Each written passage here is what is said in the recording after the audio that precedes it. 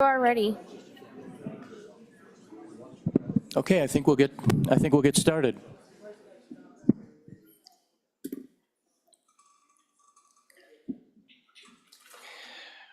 The first item, I do have a couple comments, but I'll wait. Let's start the roll if we can. Mr. Chairman, for the Select Committee on School Finance Recalibration, June 17th, 2025, Senator Beitman. Here. Senator Brennan. Excused. Senator McEwen. Here. Senator Rothfuss. Here. Senator Schuler. Here. Representative Andrew. Here. Representative Bear. Here. Representative Kelly. Here. Representative Nyman. Here. Representative Yin. Here. Co-Chairman Heiner. Here. Chairman Salazar. Here. You have a quorum. Thank you so much. Well, I want to thank everyone for being here today. Obviously, these meetings in the coming months, as well as today, are very important for school finance. I do want to go over just a couple items, not only for today and tomorrow, but for the coming meetings, and that's with regard to how these committee meetings will be run and in decorum. And the LSO has put memorandum together on decorum, but for the members of the committee, I would just like to go over some of the adopted rules that we have followed for decorum to ensure that the meetings of the legislative committees are effectively conducted. Speakers will address all comments and questions to the chairman. Speakers will refrain from the use of individual names. Comments will be directed to the issue under consideration. Testimony that strays far from the topic will be out of order. Speakers will refrain from making comments of a personal nature. And speakers will refrain from the use of indecent or language that's contrary to that decorum. There are going to be time limits if there is large testimony of addressing the committee. But I think overall, committee members, I know that we will conduct this and other meetings in a civil manner. These are issues that are far too important to stray off other than to the topic at hand, which is to the benefit of the state and how we educate our students and giving them the best education that they can have. With that being said, the next item on our agenda is actually the adoption of the rules that we'll be following over the course of the summer, and I will hand it over to my co-chair. Thank you, Mr. Chairman. Mr. Chairman, I make a motion that we adopt the House rules for our joint committee, which being that any motions to advance any legislation is by simple majority of the joint committee as a whole. Okay, we have a motion. Is there a second? There is a second. Any discussion? All those in favor say aye. Aye. Those opposed? It's carried. Thank you, Mr. Co-Chair. Next on the agenda is our LSO Staff Operations Administrator, Tanya Hydrek. Please come forward, and then Mr. Walmar, looking to you two to start us off this morning, and please proceed. Mr. Chairman, members of the committee, Tanya Heitrick, Operations Administrator, and also legal staff to the various education committees. And I'll turn it over to Mr. Wilmarth. Good morning, Mr. Chairman, members of the committee. Matthew Wilmarth, Legislative Service Office, Senior School Finance Analyst. On the car ride up here, we were just counting. This is my 6th recalibration. Just a little bit of back. Can I just, for those in the back row, can you hear? If you can hear, raise your hand. Okay, maybe we can pull that a little closer. I want to make sure everyone's able to hear this. Mr. Chairman, how's this? Is this better? A little better. Like a rock star. Okay. Great, thank you. Thank you, Mr. Chairman. As I was saying, just for a little bit of background, this is my 6th recalibration effort that I've been involved with in 2 different capacities. My very first one was when I was hired at the Department of Education in 2005, and that's when Picus and Associates did their first recalibration. So this has been a 20-year tenure for me on recalibrations. I look forward to helping you work through this process. It's long and it's complicated, and so we look forward to assisting the committee. Today, Tanya and I are really just here to go through, as we worked with the chairman, our work plan for the committee. And just this committee was established this past legislative session through House Bill 316 or 2025 Session Laws Chapter 140. It's made up of 6 members, equal from the House and the Senate. And this charge is not just a charge of statutory magnitude, but it's your constitutional duty to recalibrate the Wyoming Education Resource Block Grant model once, at least every 5 years. And so that authorization in statutes under 2113-309T, subsection T. And so the chairman have, well, really first, the Management Council contracted with Picus Audit and Associates to lead this effort on your behalf. And that was done in April of 2025. And so as part of that work, the Picus Audit Associates will conduct professional judgment panels. And so that's kind of the first section of this work plan. And as of today, 8 in-person and virtual professional judgment panels have been conducted prior to today's meeting. And there will be one conducted on Thursday with the school business officials across Wyoming here in Casper. So prior really to a lot of the work even being done by this committee, 9 professional judgment panels will be undertaken that seeks feedback. As I indicated, 4 were done virtually, and then in-person ones were conducted in Cody, Gillette, Rock Springs, and Cheyenne. And those finished up last week in Cheyenne. So this committee will meet at a minimum of 4 meetings. There was an initial thought that there would be a July meeting. The chairman decided to cancel that meeting just from a workflow standpoint. If you think about committee meetings, we intend to get materials out 2 weeks beforehand. There's really not a lot of work that can be completed within the next 2 weeks. And so that July meeting, if folks are wondering why that was canceled, that's really just from a workflow standpoint, that's why it was canceled. All the meetings except for the last meeting will be held here in Casper in this facility. The next meeting will be conducted in September.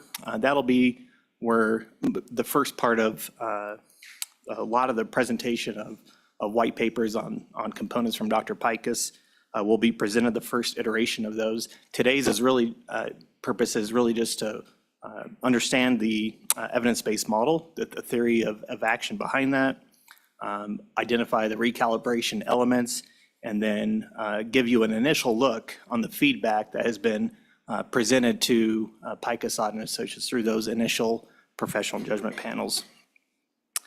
Also, you'll receive public testimony today in response to these presentations. In between the September and October meetings, Picus Audit and Associates will take a second iteration of professional judgment panels.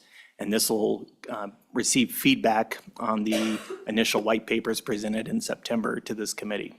So in the October meeting, you'll get a draft report from Picus Audit and Associates that will not only be a first look of that draft report, comprehensive report. It'll include additional analyses that he's sought through those professional judgment panels, and also a lot of the data that we are collecting. Speaking of data, I just want to thank the Department of Education. They have been instrumental in coordinating a lot of data already that has been sought by Dr. Picus and his associates. There's still a little bit data that will be forthcoming, but they have been very prompt, and there are also some initial one-time collections that school districts are going to be requested to respond to. And so we appreciate on the front end the district's cooperation in responding to those data requests. So after the October meeting, it's expected this committee will give LSO some drafting instructions. So that'll be the meeting as you kind of sort through your thoughts. It doesn't mean you can't provide some initial drafting instructions in September, but really your final drafting instructions should be kind of contemplated at that October meeting, because your final meeting is anticipated to be in January. And so that'll give us time to work on a bill draft to present to you all in January to vote on and take to the legislature for the 2026 budget session. And so with that, I'll let Tanya clean up anything I missed. Look forward to addressing any questions. Thanks, Matt. I think you, Mr. Walmart, did a great job. The only thing I would note is that this schedule is contained in your materials. I think you've all seen it before, and it was prepared at the direction and with the approval of both chairmen. Okay, any questions from the committee? No questions? Anything further? Go ahead. Mr. Chairman, no. So really the balance of today and tomorrow, we're going to hand off to Dr. Pikus and his associate, Michael Griffith. They will walk through the remainder of your meeting materials. I will note you do have a new hard copy, and the reason for that is that incorporates the last professional judgment panels that were conducted. So blue text within that updated electronic or hard copy PowerPoint will be the new items that were provided in that version. So the old version you can dispose of as you see and utilize that new version. Great, thank you. So for members of the audience, I'd like everyone to know that one of the fundamental reasons we have these public meetings is for the purpose of public comment. And as soon as we start hearing testimony, I will open it up for public comment throughout today and obviously all day tomorrow, because we all want to hear your voices and your comments. So be assured that that will happen. So having said that, is Dr. Pikus available? Please come forward. Good morning.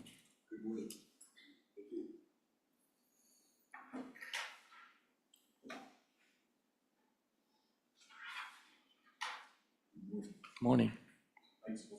Yes, great. There we go.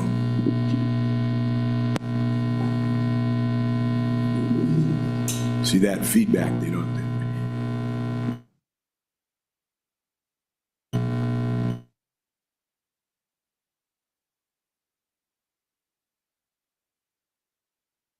My magnetic personality. Stick it between us. I think it'll be fine. All right. Oh, this one appears to work, and we'll share it. Good morning, and thank you for the opportunity to be here today. My colleague, Mike Griffith, will introduce ourselves in a little more detail in just a minute. Ashley, should I share my screen? Larry, whenever you'd like to share your screen, you could do it. All right. I have the presentation that you have in hard copy available so that everybody can see it on the screens on the side as well. So that looks, there we go. And we're ready to roll. First of all, I'd like to thank you all for the opportunity to be here today. I also want to thank the LSO staff for their support as we've worked through the recalibration up to this point. And our goal here today is to share with you where we are in the recalibration process, to give you some more information about how our evidence-based model works and what we've learned from the preliminary judgment panels. So that's the order in which we'll do it. And Mr. Chair, I'll follow your lead whenever it's appropriate to stop and answer questions. Whenever it's appropriate to stop for public testimony, we'll just step away and have that happen as you direct us. I think what I would like is if you could formally introduce yourself. Of course. And your associate, maybe give just a little background on both of you so that we know who you are. Mr. Chairman, thank you. That was my exact next step. So so far we're on the same page, which is a great way to start. I'm Larry Pikus. I am one of the principals of Pikus Odden and Associates. I am also a professor of education, finance, and policy at the University of Southern California's Rossier School of Education, where I've been employed for the last 37 years. I'm also the associate dean for faculty affairs and have been the associate dean at times for research as well. This is my sixth recalibration as well. I was a consultant to MAP prior to the 2005 recalibration. In fact, version 2 of the model, for the last 20 years, you've been on version 3. I actually built that for MAP and worked with the staff when we took over recalibration work in 2005, and we've done the recalibrations in 2005, 10, 15, 20, and so this is our fifth recalibration as Picus Odden and Associates. And I had someone more talented than I design the current version of the model, and one of the things we offered to do, or we suggested doing in 2005, was building the capacity in this Wyoming Department of Education to maintain the model and change it between recalibrations as legislation changed.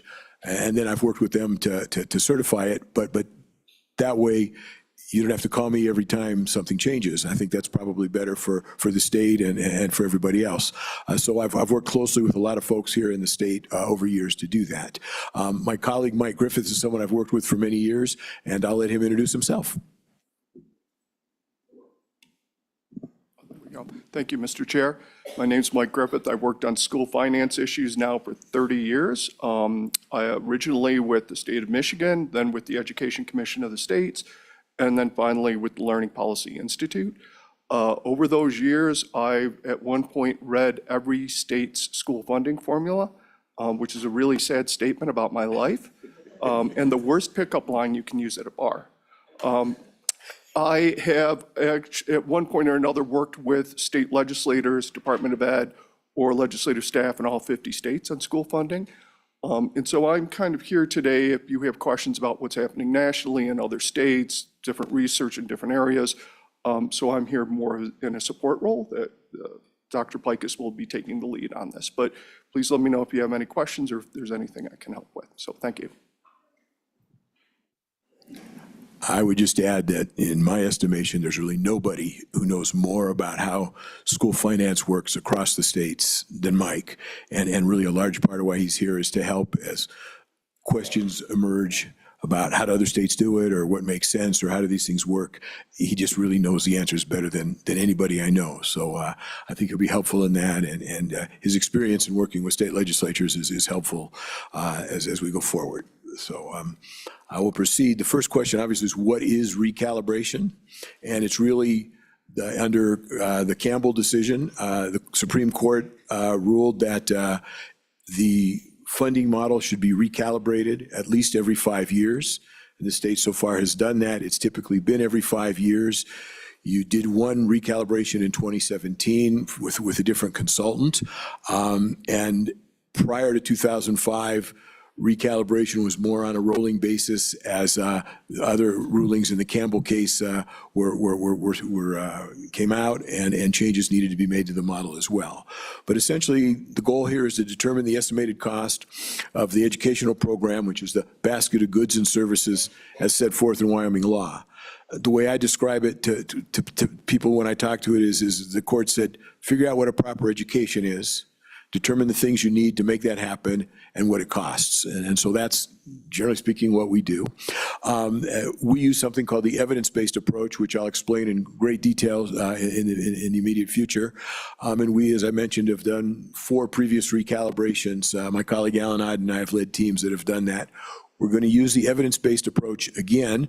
We're not modifying it, but we think we're improving it as we work forward on this. And then, as I mentioned, APA did a recalibration in 2017. APA is a Denver firm, and they are actually working with us on this recalibration as well as we staff up to make sure everything happens. This is the process we're planning to use for this recalibration, or have used. In the first part of the year, Alan and I completed a desk audit of the funding model. And we presented that to the staff and to the committee.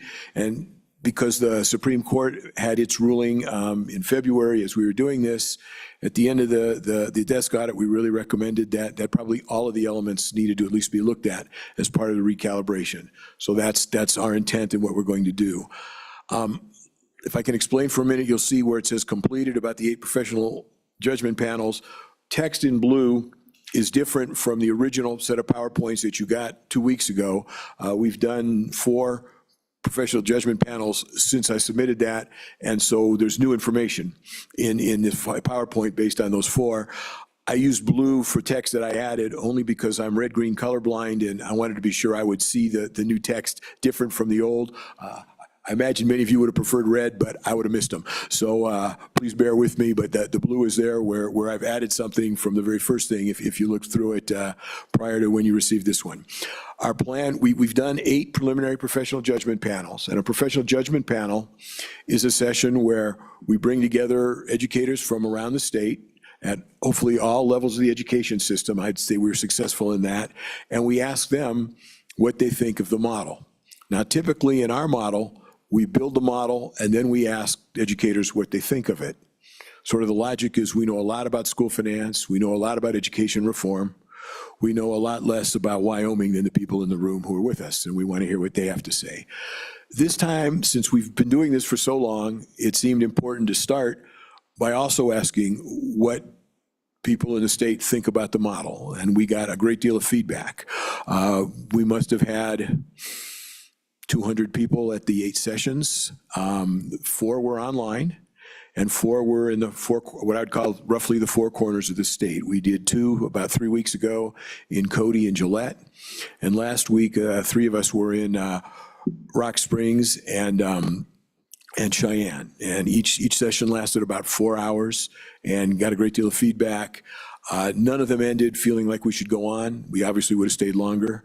And so I will spend a fair amount of time today, tomorrow, as our timing goes, sharing with you what we heard and what we learned. It was, I think, very helpful. The other thing we're adding to the review this time is what I'm calling peer review of the critical component recommendations. So in the past, we've hired consultants, names you may recognize, Lori Taylor, who's worked with the ECA and the RCA, the Economic Cost Adjustment, the Regional Cost Adjustment, and Chris Stoddard, both are professors, Lori in Texas and Chris in Montana. She's looked at salary levels, particularly of teacher salary levels. And the judge in the trial had some questions about processes and some issues. And we thought it would be helpful to bring in some additional people to look at their methods and see if there are ways to improve it, if they needed additional help or not. And so I've brought in people who I've worked with in the past, who I know, who are experts. We have a labor economist working with Dr. Stoddard.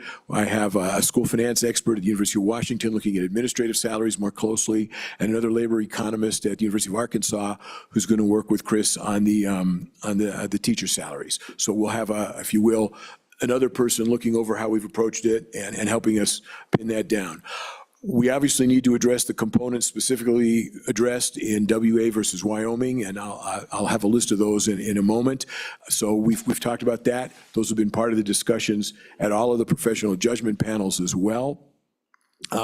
Following the building of the model, Alan and I are currently working on, if you've seen earlier evidence-based reports, there's like a 200-page report that summarizes the research behind each of the points.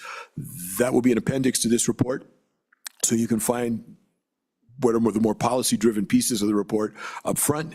And if you're interested in any of the pieces of research, it'll be there. And obviously, we're happy to give you, I think, our views on what we found. We'll do 8 more professional judgment panels, or at least that's our plan and our intent. And I think we'll do the same thing. We'll do 4 online and 4 around the state. And we'll take recommendations whether we should go back to the same 4 locations or change that up a little bit. But we'll work that out. The timing is a little tricky. I think they'd have to be after the September meeting that you have, and that's, and after school starts, so people are available. So and it took 4 weeks this time. We did, each pair took a week. So it'd probably be the middle of September through the middle of October. And then I think they'd give us some time to adapt the report, but before your meeting at the end of October. And of course, obviously, there's a report to the select committee. I can stop there to answer questions or continue as you recommend, Mr. Chair. Are there any questions? Any questions? Okay, doctor, keep on going. Thank you. So just briefly, I keep talking about the evidence-based model of school finance adequacy. So school finance adequacy is really an interesting word or problem. It's how much money is needed to have some reasonable assurance that all children in the state have an opportunity to meet the state's performance standards when they graduate high school. And there are 4 models that look at how to measure this in the literature. One is known as a successful school or school district approach. It was sort of the first one that was developed in Ohio, 1980s, 90s. Bill Klune's work was in the early 1990s, so it was probably after that. And it really looks at schools that are successful, tries to understand what they spend, and then says, well, there's an estimate. The problem is successful schools often have very few children who come to school with particular challenges, whether they're learning challenges, have low income, other issues. And so then it's hard to estimate what those additional costs would be. Second one is called a cost function. I'm not sure how many of you studied economics in high school or college. You may have heard about production functions, which try to use quantitative methods to estimate how to produce things and the effect of different variables on outcomes. Cost function does roughly the same thing. The idea is to put in all these variables and estimate what costs should be. Both models have been used in a lot of places. The big problem with both of them, in our view, is that they don't give you any theory of action. That is, once you know how much money you have, what should you do with it, okay? And education researchers know a lot about what works and doesn't work in schools, and that literature has grown and changed. Alan and I have been, we were talking the other day and we realized that between us, we have over 100 years of work in school finance. I've been doing this since before I was born, it feels like. But I guess it just means we're getting old. In any case, we think that having some theory of action of what matters is important in estimating adequacy. The next 2 models are similar and integrated and often used together. The professional judgment approach brings in a group of educators, holds a series of panels, and then asks them, what would schools look like to be successful? What do you need in those schools to be successful? And then estimates their cost. And that model was developed both in Ohio and shortly thereafter really refined by MAP here in Wyoming. So that was the first place where it was really heavily used and was the basis of their original model number 1 that they built. The evidence-based model is similar, the difference being that we have spent a lot of time reading education research. We've been doing it. Alan and I received funding for a very large school finance center in 1991 that lasted 5 years, and we've been following the research ever since. We look at the research, we sort of said, this is what the research looks like, this is how we would build a model of adequacy. And then we bring it to professional judgment panels and ask them what they think, okay?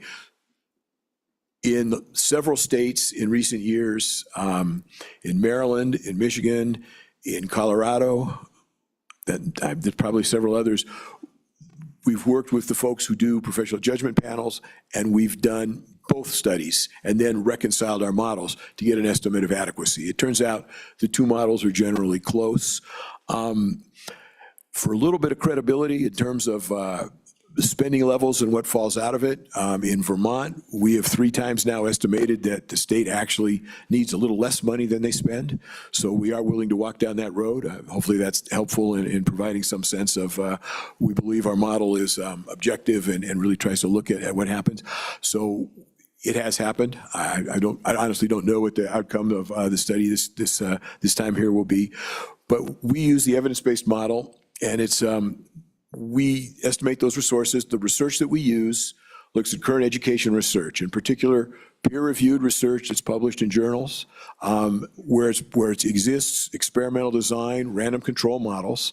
Those are more difficult to find in education than in some other fields because it's difficult to assign children to control groups and other groups. And so there's a point at which it's been harder to do, but since about 2000, when there's a much greater push from the federal funding for research, there's been much more random control design studies, and we use those as much as we possibly can. We've looked at other studies of schools and districts that have improved student performance through quasi-experimental design, through qualitative research methods. And finally, turns out people actually know a lot about what works in schools, or teachers and educators themselves. And so we actually look at craft knowledge, if you will, and try to understand what teachers and school leaders tell us works in schools. And I didn't mention in my introduction, USC is a large educational leadership program, of which I've been teaching in for the last 37 years. And that wasn't me, okay. I should make sure mine doesn't buzz at us either, right? I'm good. And have at the moment, I counted it up a couple days ago, there are 20 school superintendents in California who I chaired their dissertations, and hundreds of school superintendents in California over the years have earned an EDD from our program. So we have some experience in working with people in the field, and the classes I teach are populated with people who work at the level of teacher, principal, district officer, and occasionally a school superintendent as well, still earning their EDD. So that information is helpful, and their knowledge is very important. And I have to say, I've learned a great deal from my students over all these years. So that's been helpful as well. Our theory of action, or our school improvement model for the evidence-based model, and at least the last time we looked, the evidence-based model is the most utilized model for estimating school finance adequacy across the states in the country. Professional judgment is used a lot as well, and the field changes a lot, but we think it's still the most used model. And it begins by analyzing student performance data, so we know how students are doing. And we had a conversation in April. We talked about how do you compare across states, and the difference between the ACT, the NAEP test, and then how that fits in with the YTOPS test that you have here in Wyoming. We believe you have to set ambitious goals, the high levels of performance for all students, review the evidence of good instruction and effective curriculum, and you'll get 200 pages of what we read as to be the evidence. It's not perfect. The American Education Research Association meets every year, and I went to their conference in April right after I was here in Cheyenne. And of course, it's shrunk a little since COVID, but there were 12,000 people sharing their findings on educational research. Some of it exceptionally good, some of it less so, or worse. And so part of our effort has been to sort through the good work from the bad work and try to filter that for you, and give you a sense of what's happening. It's important to invest in professional development, and that includes such things as coaches and time for professional development, and ensuring that teachers continue to be up to speed and understand changes in what we know about teaching and learning. Our model includes a lot of extra help for struggling students. As you'll see, we have, as a proxy for that, we use low-income children, English learners, and in Wyoming, you also include students who've exhibited a great deal of mobility across schools. Restructuring the school day to provide more time for collaboration among teachers, to provide time for planning for teachers as well, so they can work with students in ways that help them be successful. Also provide opportunities for additional doses of help in subjects where they're having trouble, but not at the expense of other core classes, but if need be, at the core expense of electives, but hopefully at times when those courses are not being taught. So they do really get a true double dose. And you need leadership and data-driven decision-making. It's critical to be able to look at data, understand data, and use it all the time. Creating professional school cultures where teachers work together, where they respect each other, where they're expected to understand how students learn, how to teach students, and make that work.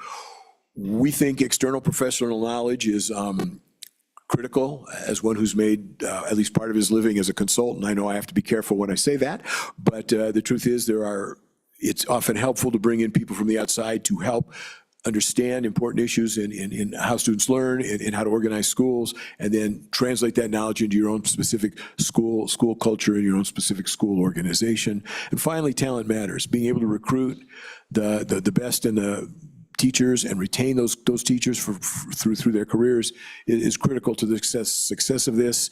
And as a little bit of a hint for what's coming later, I think that we heard a lot about that in the professional judgment panels.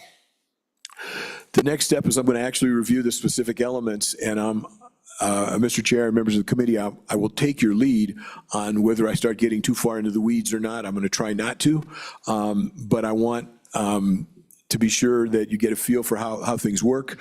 But if you feel like I'm going too professor on you, because I'm trained to only speak in 50-minute bursts, so we'll let me know what you just stop me, and I can adjust as you see appropriate. So we'll move on with that. But I can stop and see if there are any questions again before I move on. Any questions from the committee? Continue, Doctor. Okay, thank you, Mr. Chair. So this first slide is a summary of how the model works. And the challenge always in describing any model is that it's a dynamic model, different parts affect different things, and you have to look at the total of what the end result is to really see how it's allocating resources. It's really hard to explain that dynamically. You sort of have to explain it one step at a time. It's a linear process. That's how we all learn. That's how we all understand these things. That's how we make these things work. So this is a model to give you a sense of the more detailed pieces that are coming behind it. And we start with the upper left corner there, staffing for core programs. And because I picked some colors and I worked with Tanya to make sure in the next slide they all match, it was hard as part of this job so far. I'm not going to try to suggest what color it is. I'm just going to read the names in the boxes. But the first one is staffing for core programs, and it's in the upper left corner. That's the bulk of the model. It's the teachers who teach class every day. It's the teachers who support that with electives and give opportunities. It's the administrative staff who work in schools to help with that, not the central office, but the principals, assistant principals, it's the counselors, it's the coaches. Those are the staff for the core programs. Immediately to the right, it says dollar per pupil resources. Some things, the consensus at the professional judgment panels, and from what I've seen of the data we've looked at so far, school districts spend about 80% of their money on people. That's not only teachers, but all the people who work in a school district. The dollar per pupil resources are really the other 20%. It's money for instructional materials. It's part of that. There's some money in the central office as well, but it's money for instructional resources. It's money for computers. In our particular model, it actually turns out to be dollars per pupil for gifted and talented education, and a number of other things. So it's resources that are allocated based on the number of pupils and so much money per pupil. And in some elements of the model, that number is inversely related to the enrollment of a school. That is, small schools generate more money per pupil than large schools, so they have enough resources to actually do what's expected. Every time we come and start sharing the model, people immediately, when they see the staffing for core programs, say, we like that, but there isn't enough. And then we show them the resources for struggling students, which provide additional teaching resources, additional counselors, additional help in a wide range of things to provide additional resources based on the proportion of students who need additional help. Now, the problem is if you use something like test scores to estimate the students who need additional help, and you're successful in getting them to no longer need help, then those resources, if you use that as the proxy, those resources would go away. Which makes sense in a lot of ways. It should not be the case. But the challenge has been where states have attempted to do that. One particular case in Eastern Washington, when the resources were successful and reading programs improved, student learning improved, students went on, the money disappeared, the program disappeared, and the next group of students didn't do as well in reading because they came with the same challenges the earlier students had come with, and the resources were still necessary to help those children. So we were looking for if you will, a proxy that gives us some sense of what's needed to ensure that the resources for all struggling students. There's nothing that says, unlike a lot of federal programs like Title I, where the money can generally only serve children who qualify for Title I. There's some exceptions for that in high poverty schools, but that's generally the rule. This money is aimed at wherever the school itself deems children who need help. But we do use this as an estimate to generate those resources. That generally works well. Wyoming has a lower proportion of students who qualify for free and reduced price meals than most states. And so as a result, somewhat fewer resources get generated in this area than perhaps in other states. And that changes things a little bit as well. But those additional resources provide support and often a large amount of support that can be used across the school. Finally, districts need central offices, and so there's resources for staff. And there are resources for purchase of supplies and materials and equipment, for the costs of operating school boards, and for the costs of insurance. And again, I don't want to spend too much time jumping forward to what we heard, but we did hear that there were some concerns that in today's environment, some of those numbers on the proportion, or the dollars for some of those things may be a little low at this point. And I'll share specific examples later over these 2 days. And then finally, across the bottom are obviously Wyoming-specific factors. One of the ways you estimate costs is what should salaries be in the state? What are the other factors that drive Wyoming, the unique characteristics of a very large state with very few people, and the distances that need to be traveled, the number of very small school districts that the state has, and how those are adequately funded as well is an important part of that. So that's very much how the model works. I had this idea that I was going to walk through and each one of these was going to pop up individually and we talk about each one, but it got a little tricky to do. So I'm just going to leave this one slide up and walk through how the model works if that's okay. Okay. And this, again, stop me if you feel like I'm getting too detailed or if you feel like I jumped too fast on something, and I'll be happy to do my best to explain. But before I do, anything you want to add, Mike? Okay. I want to make, he's probably pretty good at just kicking me and interrupting when he needs to, and I've encouraged him to do that. So I think we'll be okay. And as we get into some of the details of the model, I know that Matt is here as well, and every once in a while, because I work in many states, and Matt knows the model better than I ever will in the details. I call up his model all the time. I may ask him a question as well, with your permission. We want to be sure we get it right. So if we start with staffing for core programs, let's start one box down and say the model assumes a full-day kindergarten program. So everything we talk about now is a full-day kindergarten. And obviously we start with elementary and secondary teachers.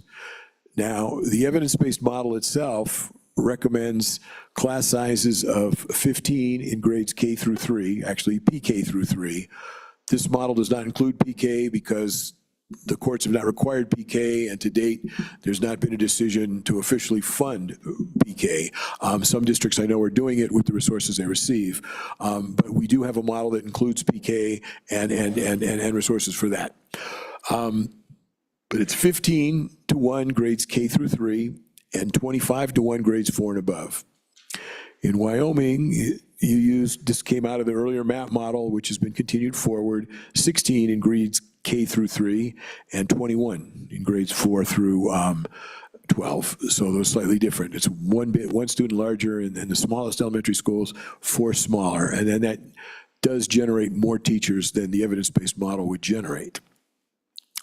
In addition, we recommend what we call elective or specialist teachers. There's 2 concepts here. One, in elementary schools, teachers need time for planning. They need some time.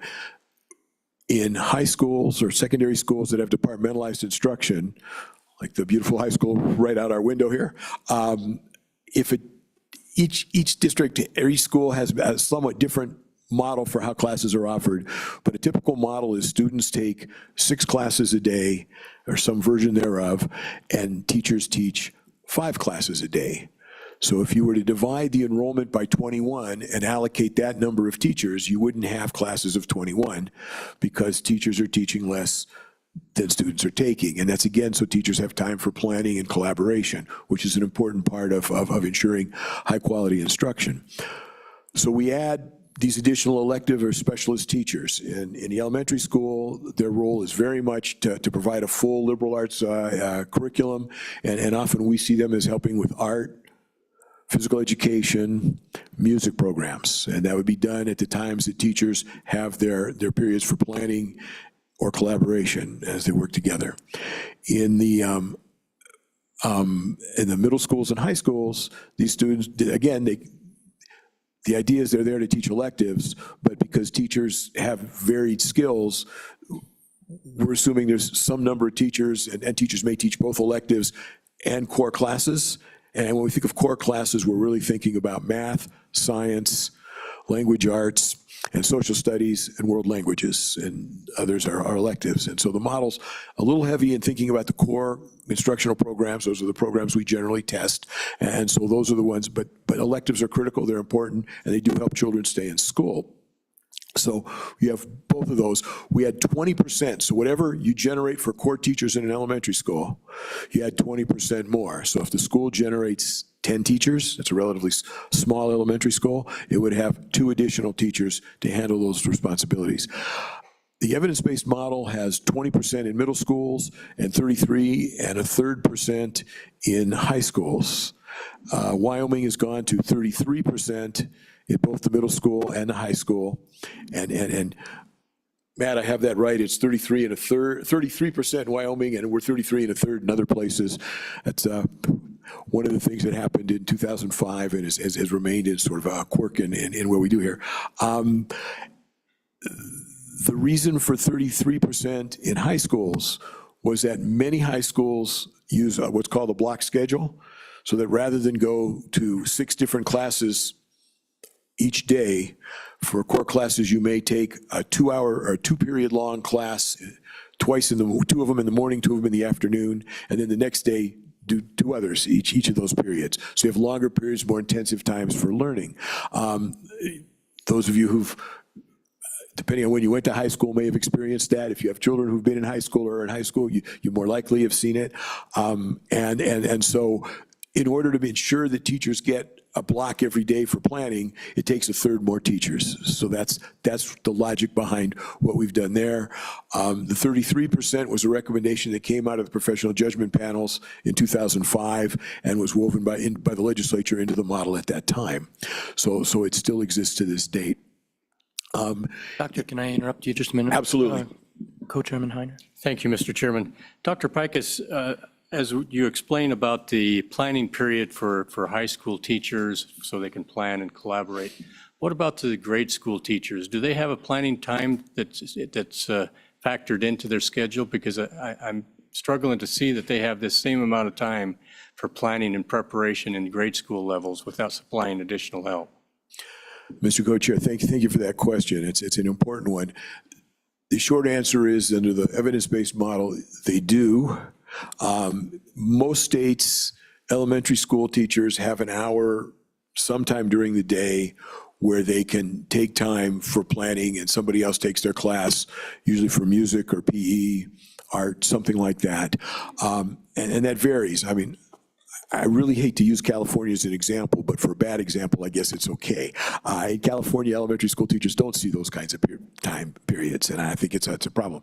But that time exists, and then it's up to the leadership of the school to work with the teachers to find ways to organize those times. So there's both times for teachers to do their planning and the work to do to get their classes ready, and also to collaborate so that they work with teachers. And in collaborating, that means both articulating curriculum across grades so that the teachers in the 4th grade know what the students learned in the 3rd grade. Also across the 3rd grade, so if there are multiple 3rd grade classes, we have some sense of consistency of how, that all the children are learning the same thing. And that, of course, is hard. The advantage, of course, to collaboration is, particularly if you move into the high schools, but it works in elementary schools as well, some teachers have more skills or enjoy teaching some classes or some sessions more than others, or excuse me, in larger science classes where there's multiple sections, understand portions of it better. By working together, they can focus more of their time on planning the parts that they like, and then working with the other teachers who are planning the other parts of an entire curriculum, so that as they work together, they have a better sense of things. And there's probably a whole bunch of people back there who are going to tell me lots of stuff I want to hear, but yes, sir. Thank you, Mr. Chairman. As a follow-up then, for the grade school teachers, they may get an hour or a little less for planning, but a high school teacher that is on a block schedule, they may get over an hour or maybe hour and a half for planning, but more time. Is that true, Dr. Pikus? Mr. Co-Chair, that's correct. And that would be completely determined individually at each school. You know, we'd have to go back and look at each school's schedule. There may be some superintendents or school principals who could give us examples of how their schools do it, if that's helpful to you. But we see lots of different models. So, Mr. Chair, with your permission, I'm going to backtrack just a piece because the co-chair's question prompted something I should have said when I started. As we build this model, we use the concept of a prototypical school. One of the problems in figuring out funding and how much a school needs is you need a school to actually determine how that would work. And in Wyoming, we use a prototypical school.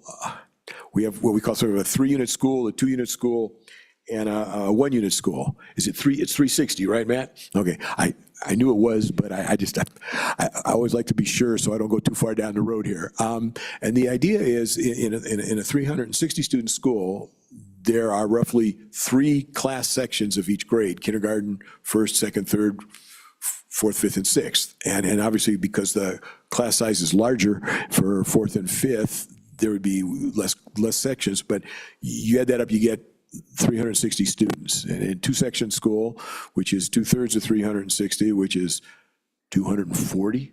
I got my math expert over there. And then 120.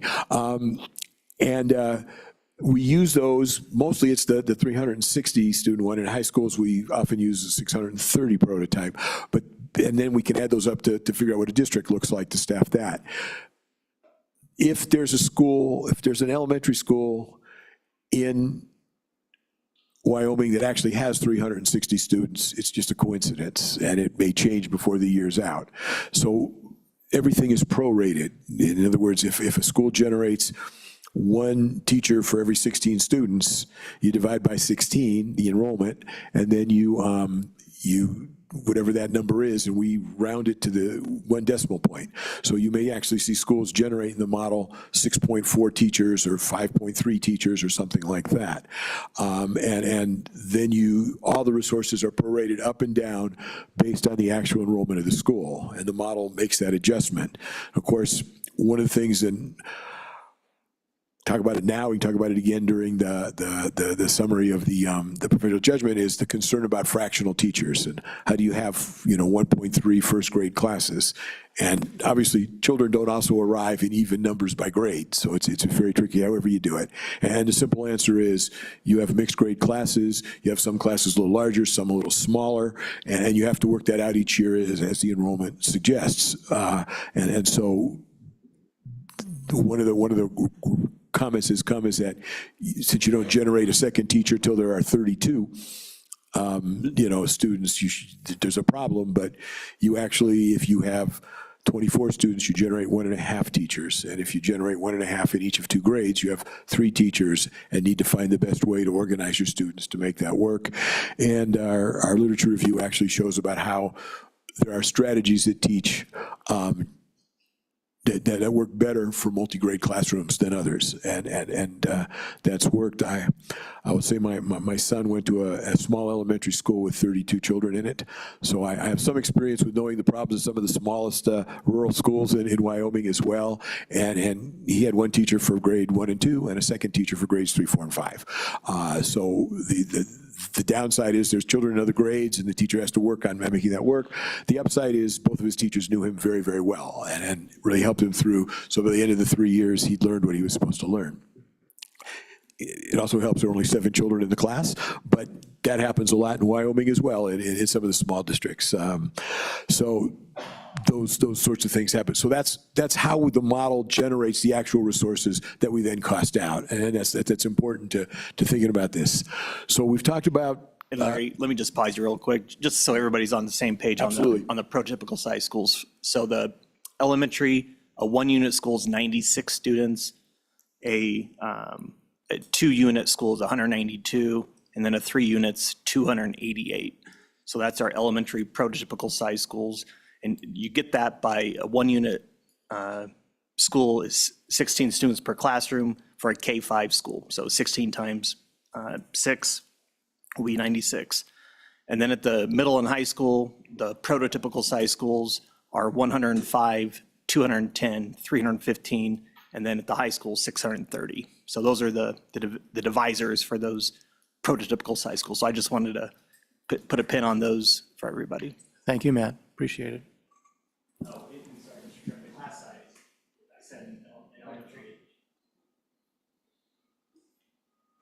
The class size in elementary, as I said, was 16.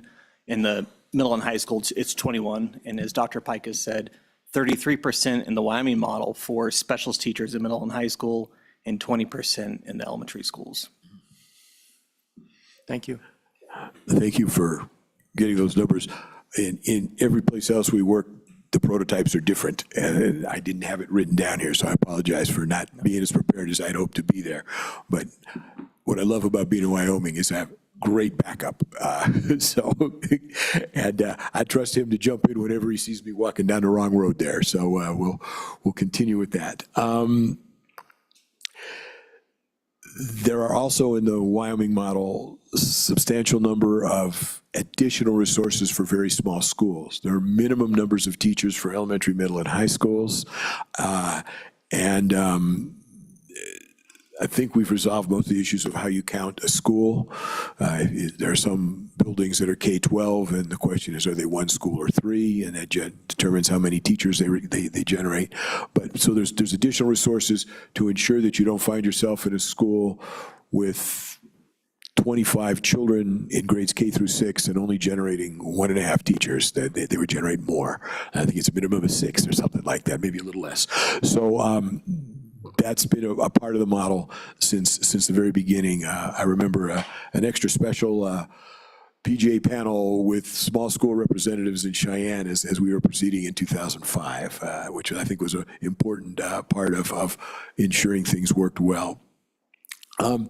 There are also additional resources for career and technical education. Now, it's really, in the Wyoming model, there's a weight of 0.29 so that a student who's enrolled in a CTE program generates an additional almost a third of a weight, counts as 1.29 students to generate teachers based on their enrollment in CTE classes. So it only is for the classes they're enrolled in.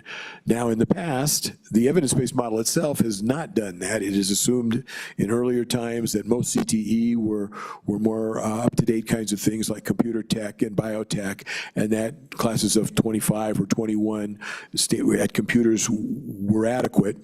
As another hint, and just a change in the world in the last 20 years, everybody we talked to in the professional judgment panels felt that those levels were inadequate, and so we're very carefully recalibrating CTE resources to make sure there are adequate resources. And one of the things that I know we brought up in April are, for example, welding, and how important that is to the state just in terms of the energy industry and the things that happen. But there are several, and of course, depending on how facilities have developed over the last 20 years that may have implications for facilities as well. That's not a specific part of this study, but it ought to find a way to fall out. And then below CTE is the minimum teachers I mentioned before. And then there's resources for substitutes so that you generate staffing at about 5% of the staff, teachers and staff. So there are more substitutes who are available. There's enough substitutes available for teachers who are sick and for some professional development time. That covers the teaching staff. I'm going to move to the box to the immediate right of teachers. It says other certified. But again, I want to be sure I stop and So committee, any questions? Anything? Okay, Doctor, please. Thank you, Mr. Chair. My memory is, the first time we ever did this in Wyoming in 2005, we went through this model. There were a lot of questions. The folks in back had lots of things. We came back a month later and there generated questions. We spent like 6 months just going through this over and over again. So this happens really fast. And I guess we don't have as many meetings, but if I can be helpful through conversations or Zoom meetings or whatever is needed, I'm happy to provide further help on some of this. And again, I think the folks who do the modeling at WDE and certainly Matt and the staff at LSO know this as well. They're often easier to find. But other certified staff start with what we call instructional coaches or facilitators. And our model is very generous. We actually have one coach for every 200 students in a school. And a coach's purpose is to stay current on research, to help teachers be better teachers, to help them improve their performance. And one of the challenges is teachers are their performance is supposed to be evaluated by principals. And so a coach is not an evaluator, but a partner to help teachers be better teachers. So when they're evaluated by the principal, they do better time after time, and so children learn more. There's a great deal of evidence that schools that have coaches who do what the literature says works as coaches, student performance does seem to go up. Making an exact direct link from coaches to high performance is a little harder. Statistics in schools and children are really complicated, but there is evidence that coaches work. 25 years ago, when we started talking about coaches, teachers were skeptical. Today, I think teachers are generally much more accepting of having coaches working with them through professional learning communities, through a whole range of other ways that coaches help teachers really understand and develop strategies to help children learn. We have core tutors. The theory of action here is that some children just can't keep up in a class or in a subject, and the idea, not always implemented perfectly in schools, but the idea is if a child's having trouble, they see a tutor in the area in which they're having trouble on the same curriculum as they're having trouble. So if they're not getting chapter 3 of the math book, the tutor helps them with chapter 3 of the math book with the goal of getting them prepared so when they get to chapter 4, they don't need to be tutored anymore. And that's different than many of the pull-out models for low-income or Title I programs where once identified, turn the program all year long or for longer. The idea is if they don't need it anymore, they should step away, and other children who are struggling with other parts of it should get that help. It plays out very differently in different schools. Again, it's hard from our level to tell in Wyoming, 350 school principals exactly how to organize this and do this, or across the country 14,000 principals, or 100,000 principals, so 14,000 school districts. Forget the numbers, but it's the idea is that the tutors are available there to help. Where there are struggling students, there are a lot more tutors and resources and counselors. So you'll see more of those where students are likely to struggle. We provide counselors, and there's like one counselor for every prototypical school, and at some point they prorate down a little bit. What I will say is that as we have counselors, also we generate additional counselors with struggling students. That the first time I remember really getting, if you will, hammered over the head was in a lunchroom in Cody, Wyoming at a professional judgment panel where they felt that the mental health needs of children and their families had become more challenging and there was a need for more counselors. In the ensuing few years, we went to Michigan, we went to Maryland, we went to Vermont, we heard the same thing. Since COVID, we've heard it even more so. And we certainly heard it as we were talking at the professional judgment panels about the mental health needs, not only of children and their families, but also of teachers at this time. And what I don't honestly know is if there are greater mental health needs than in the past, or we simply recognize them more than we did in the past and are simply finding a way to need to find ways to treat those needs. But it's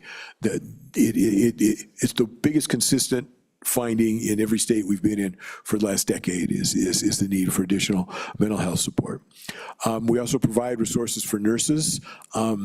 It's a little challenging that the standard from the School Nurse Association is a nurse for every 750 children. That could be 7 schools in a radius of 200 miles in Wyoming. So that's a little tricky. And so there may be more nurses or other sorts of things. We've been looking at, I think in the work we did in Colorado, where there are lots of small school districts in eastern Colorado in particular, we may have come up with some ideas that may, if you will, reduce windshield time for nurses and provide better care for students. So we'll weave some of that in as it makes sense in the Wyoming model as well, and see how that goes. And then finally, there are some resources for library and library techs to deal with technology. That's an area that has changed a great deal since 2005. And again, I'll talk about it more when we talk about the findings from the professional judgment panels. But I would say we universally heard that the current resources for supporting technology in schools has changed. In the past, our model has suggested if in class, 1 computer for 3 students is adequate to meet their needs and learn how to do computing. COVID changed that as well. Children take computers home. What I learned, at least one conversation with somebody was in their school district that they're not suggesting that we want to do online education like we did during COVID. And I know Wyoming stopped doing that sooner than many other states. But that when they needed to replace a transformer at the school building one day, they had a learn from home day, and the students and the teachers all liked it. So on an occasional basis, it works. And having access to computers for the instructional materials and for being online has been helpful. So pretty sure the model will only think about one-to-one computing. And then there's additional costs of infrastructure for maintaining computing. And one of the things we want to talk about is security and also economies of scale and other places where BOCES, not counties, mostly are county unit schools, or the state can help with that. Dr. Representative Bear. Thank you, Mr. Chairman. Dr. Pikus, on this computer, you said one-to-one in the model that you're working on. Is there any difference for age or grade levels? Like when you get to kindergarten through 3rd, is it still one-to-one, or does that change with grade? Representative Bear, I think that it probably will be one-to-one for all students because there's no reason students in kindergarten, they probably, not all, but many may have already seen them or had them at home and use them. But there are different kinds of uses in kindergarten than other schools. So also the sophistication of the computer or the iPad or tablet may change somewhat as well. And of course, there may be some students who are doing very sophisticated kinds of computer applications that may need fancier machines at school. There also are far more software, license, other kinds of things just for the management of schools. There's human resource systems, there are security systems, there are management systems that require lots of licensing and other sorts of things that have come up that we've talked about. The business manager in Park 1, Powell, they have, I think, about 1,900 students, and she indicated to us, and she's here, so she'll correct me if I'm wrong, but I think she said they had 4,000 devices in their district to manage all the pieces they do and provide the students with computers. So it's just a very different sort of sense of technology than it was 20 years ago. And I have a person who's working with me on that. Often some of these are my former students. He is the chief financial officer in Riverside County, California. Riverside's a pretty good sized city east of Los Angeles, but the county goes all the way to the Nevada border. And there are they're more densely packed than in Wyoming, but there's a lot of small rural school districts in the county. And he is the internet provider for 53 of the 55 districts in the county. And so he's been working on how you think about ensuring that these resources make sense in areas that look more like Wyoming than a large urban area. Okay. Senator McKeon.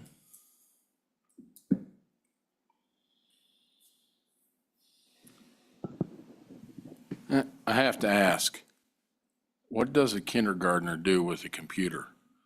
When I was in kindergarten it was nap time, playtime, snack time, learn how to spell your name. And I'm just wondering if it's changed that much. Thank you, Mr. Chairman. Questions? Mr. Chair, Senator McKeon, kindergarten looks different than it did when you and I went to kindergarten. And today, even in preschool, people start working on reading skills and development of reading skills. And in kindergarten, very much students are expected to begin learning how to read. There are people back here, I'm sure, who are more expert than I in exactly what happens in kindergarten class. But it turns out computers can be used as a way in many kindergarten classes to help students learn. And of course, they became important during COVID when they weren't in the school building themselves. So they start young. I mean, when I was in kindergarten, there weren't personal computers, so different time.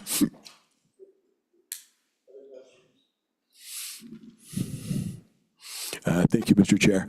I think that took care of the box called Other Certified. I mentioned the full-day kindergarten. Obviously, you need, the box in the bottom right in that top section under staffing for core programs includes school administration and support. Schools need school leadership. The model funds principals for prototypical schools and tends to support a principal all the way down to the one-unit school. And below that, there's some other adjustments that get made, but there are principals in, generally speaking, almost all schools. And assistant principals as schools get larger, within the high school, one assistant principal at the prototypical level. There are resources for school clerical staff to make sure that there's somebody helping with the administrative work of the school and the paperwork side of the school, or the computer paperwork side of the school, or however it's done these days. And then there are supervisory aides. Now I think the issue of aides becomes important, and I didn't intentionally dodge it, but I did dodge it earlier. The evidence-based model does not include instructional aides. That is, aides in a classroom where the teacher really aren't there. Supervisory aides are aides who monitor halls, who staff and monitor the lunchroom, help students get on buses, help them get off of school buses, supervisory things. There aren't generally, except for in preschool, which again is not in this model, there are not aides in classrooms. And again, I need to emphasize, because I didn't say before, this doesn't include special education in Wyoming because you have a 100% reimbursement model. And so we're doing this without special education, but obviously there are IEPs that require aides, and they need to be there in those cases. The limited experimental design literature on class size, where they've done estimates where they've looked at large classes and small classes with aides, found that, and particularly for low-income children, smaller classes made a difference in student outcomes and student performance. Those outcomes lasted over time. That is, by high school, the gains that they'd made still had an advantage, but they found no real statistically significant difference between small classes with and without instructional aides. So they're not included here. Now, I am certain that every elementary school teacher in this room will tell you that they're critical to their ability to succeed, and that they're an important part of what they do and how things work. We're reporting, like I said, I'm just reporting what we have in the literature, what we have in our model. And again, it's because this is a block grant, schools and districts can make choices to employ aides as they see fit. And I think some have done it because they believe they're important. They obviously would do if they didn't think they're important. I think some have used them in instances to deal with these fractional teachers and issues along those lines. So I guess, they say the best offense is good defense. So I was just putting up my defense right up front of what I think we'll hear later on instructional aides. It's the advantage of going first, I guess. Senator Office. Thanks, Mr. Chairman. On that point, though, the model has the core tutors to serve in that capacity, where the core tutors are providing that educational support. And that is evidence-based. And I know that some districts, instead of using core tutors, which are certified teachers in the model, might be dividing that core tutor position into a couple of aides, and that seems to be how we're seeing it realized more often than not in the districts in the state. Is that accurate? Mr. Chair, Senator Rothfuss, thank you. I think it might be accurate. I don't want to say it is or it isn't, only because I don't have the data in front of me I don't want to say I know something that I would want to look at the data to see. I suspect it's very accurate. Aides are often used, or people with instructional aides are often used as tutors. Sometimes even college students have come in and served as tutors. The literature on tutors specifically suggests they're more effective when they are certified teachers. That said, they're not always possible to find. There's also some evidence that tutors who are well-trained in instructional methods, in the material that they're going to tutor in, also can be extremely effective, and that literature is reported in our evidence-based model. And again, identifying people who can do this becomes important. So it wouldn't surprise me that there are people who are instructional aides or paraprofessionals who are also serving as tutors. It can be a cost-effective way if it's successful. There also, since COVID, we've seen much more of it. The evidence that high-impact tutoring really does matter, helps catch students back up and do those things. Many schools have turned to hiring consulting firms or outside firms to provide tutoring services, often on a performance-based approach. That is you get paid more if students do better. There are some, I think, philosophical concerns about whether that's a good idea or not that I'm not sure I'm prepared to discuss at any length. Sort of maybe a different place. I can reveal, if it's okay, that I do serve as a member of the Board of Trustees of a charter school in South Central Los Angeles, and we have used a contract firm to provide tutoring services. The previous CEO thought we were quite successful. Our new CEO, who's been on the job for a little under a year, just under a year, is less confident that that's a great way to go. And we just haven't had a chance to talk further about how that matters or not. But it is a model of growing popularity. And one of the challenges is finding the tutors to serve student needs. And then there's before, after school, during school, all those sorts of issues as well. I guess the short answer is it's really complicated, but then all of this is complicated, right? My good colleague and friend, Jim Guthrie, who was the leader, president, whatever it was, of MAP, when we did the very first kind of recalibration work here. I remember sitting in a meeting once where he just looked at everybody and he said, you know, school finance adequacy is not rocket science. And he looked at everybody and said, it's a whole lot harder. And I think it is, because the outcome are children who, you don't have, you build a rocket motor, it either works or it doesn't. And if it doesn't work, you figure out what doesn't work, and then you get to what works. Children have different impacts, different things affect them at different times. Teachers who teach them have different levels of quality and different challenges, and and better and worse days. So everybody, it all mixes it up. It just makes it very, very challenging. And we're sort of at this high level trying to come up with enough resources that, if everything works well, should help children learn. And our goal is that that happens, but it's hard. You're a professor, you've sat in front of a class of students, sometimes you go, wow, how did they all figure that out so quickly? And the next class you go, how come I can't get this straight, right? How they just don't get it. So it could be you, it could be the subject matter, it could be the students. You just don't know which it is, but you got to sit down and work it through, and it takes some time. But that's kind of, to me, the challenge and the joy of teaching. At this point, I've sort of finished that first box set of boxes called staffing for core programs. So again, I'd be happy to stop and see if there's any questions. Yes, Representative Kelly.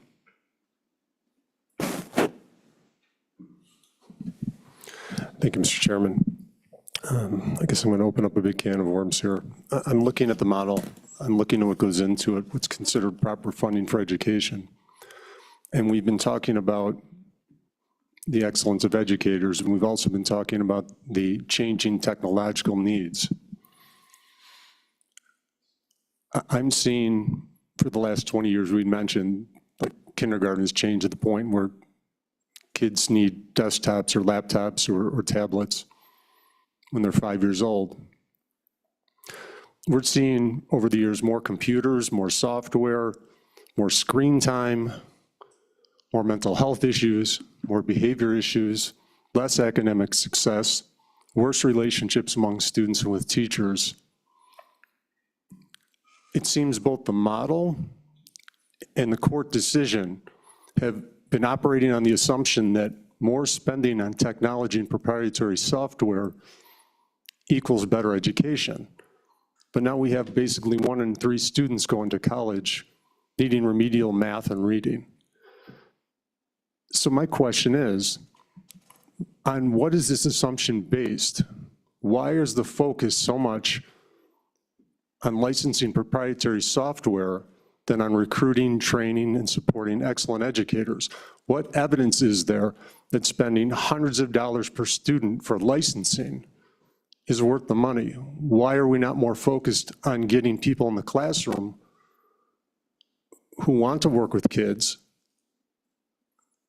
It's just my personal opinion is that many of these issues with tutoring, summer school, behavioral issues, mental health issues would be greatly reduced just by better relationships among peers and with teachers.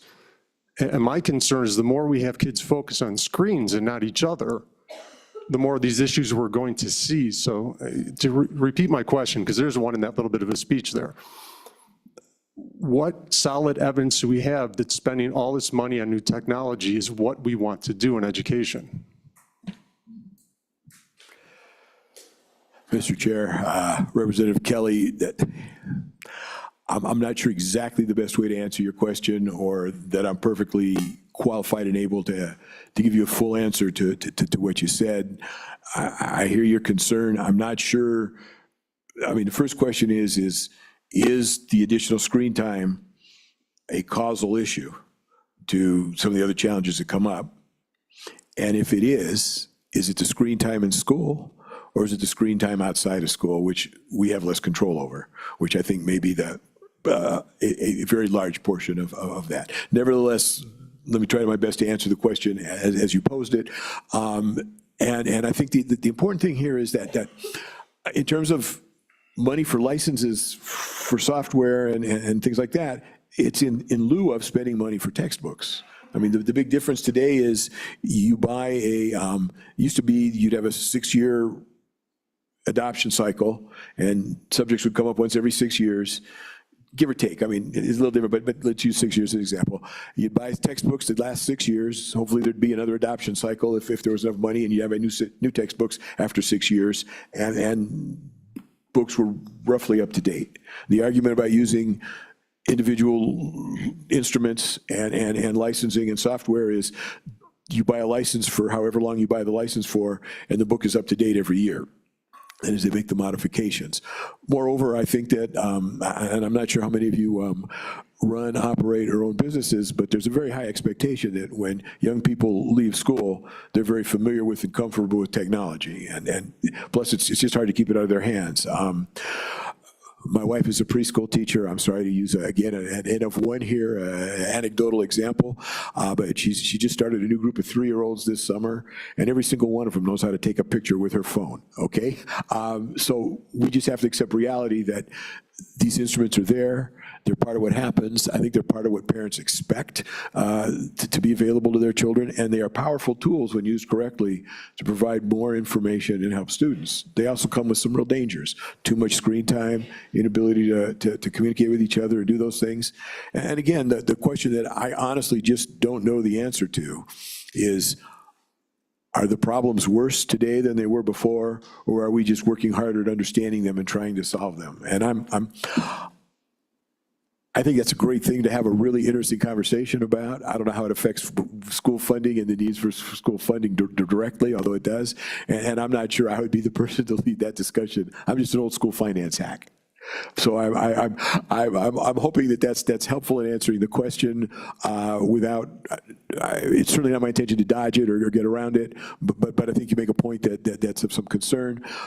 But I don't think that not having these kind of resources available for children is at all going to help student outcomes. Okay, so hopefully that answered your question, was responsive, but I'm happy to try harder if you'd like. Are there any other questions? I think Mike's got a, Yes, Mr. Griff? It's okay, Mr. Yes, Chair. please do. Representative Kelly, just to put it into perspective too, because I think it's a little hard when you see everything listed here, it seems like they're all sort of equal weight. In your state, about 55% of spending is on teacher salaries and benefits, about 25% for all other staff. So that's about 80% of your money is going to people in your school. And then you look at things like transportation, which is probably 5 to 7%, and everything else. Tech is probably, like in most states, 5% or less. So it's listed here, and it seems like it's equal in importance in some ways to teachers, but it tends to be much lower. And like Dr. Pikus is saying, we used to see textbooks at about 5%, but textbook really has diminished and the tech cost has gone up. It's been sort of a one-to-one replacement on a lot of that. And some of that has to do with the fact that kids are more comfortable now with tech than with books. But the other interesting thing is textbook costs have really gone up on a per book basis. So you see schools kind of moving away from the printed books to that. So I don't know if that helps, but I think it's always kind of good to understand how this fits in with the different budget. So, thank you. Okay, any other questions? We were scheduled for a break around this time period. I think this is a good time to break. We'll take a break and reconvene at 10:15. Thanks.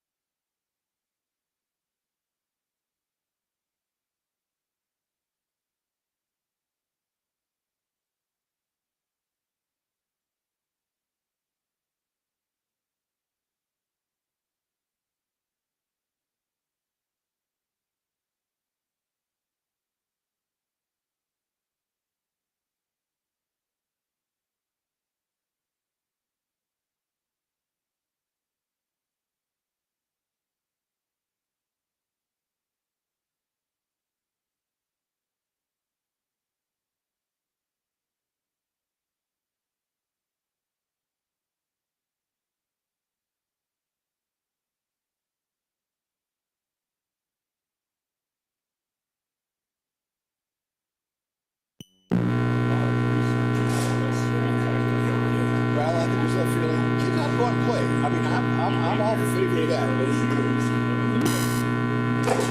But it's, well, but in screen time, the problem is school isn't a lot of screen time unless they're at home for schooling that day. It's the screen time that they're doing other places. Yeah. So I guess the answer is where it can help actually help the children learn. Yeah, you should. I agree. And I'm not after replacing the teacher. I'm after having the teacher help them.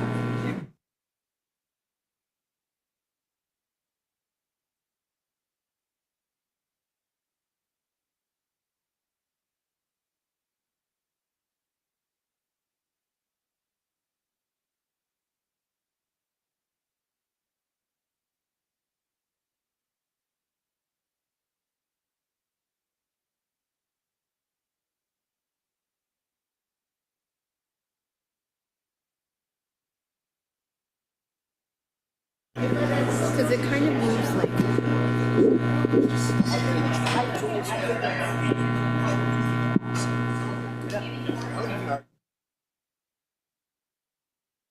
Or like.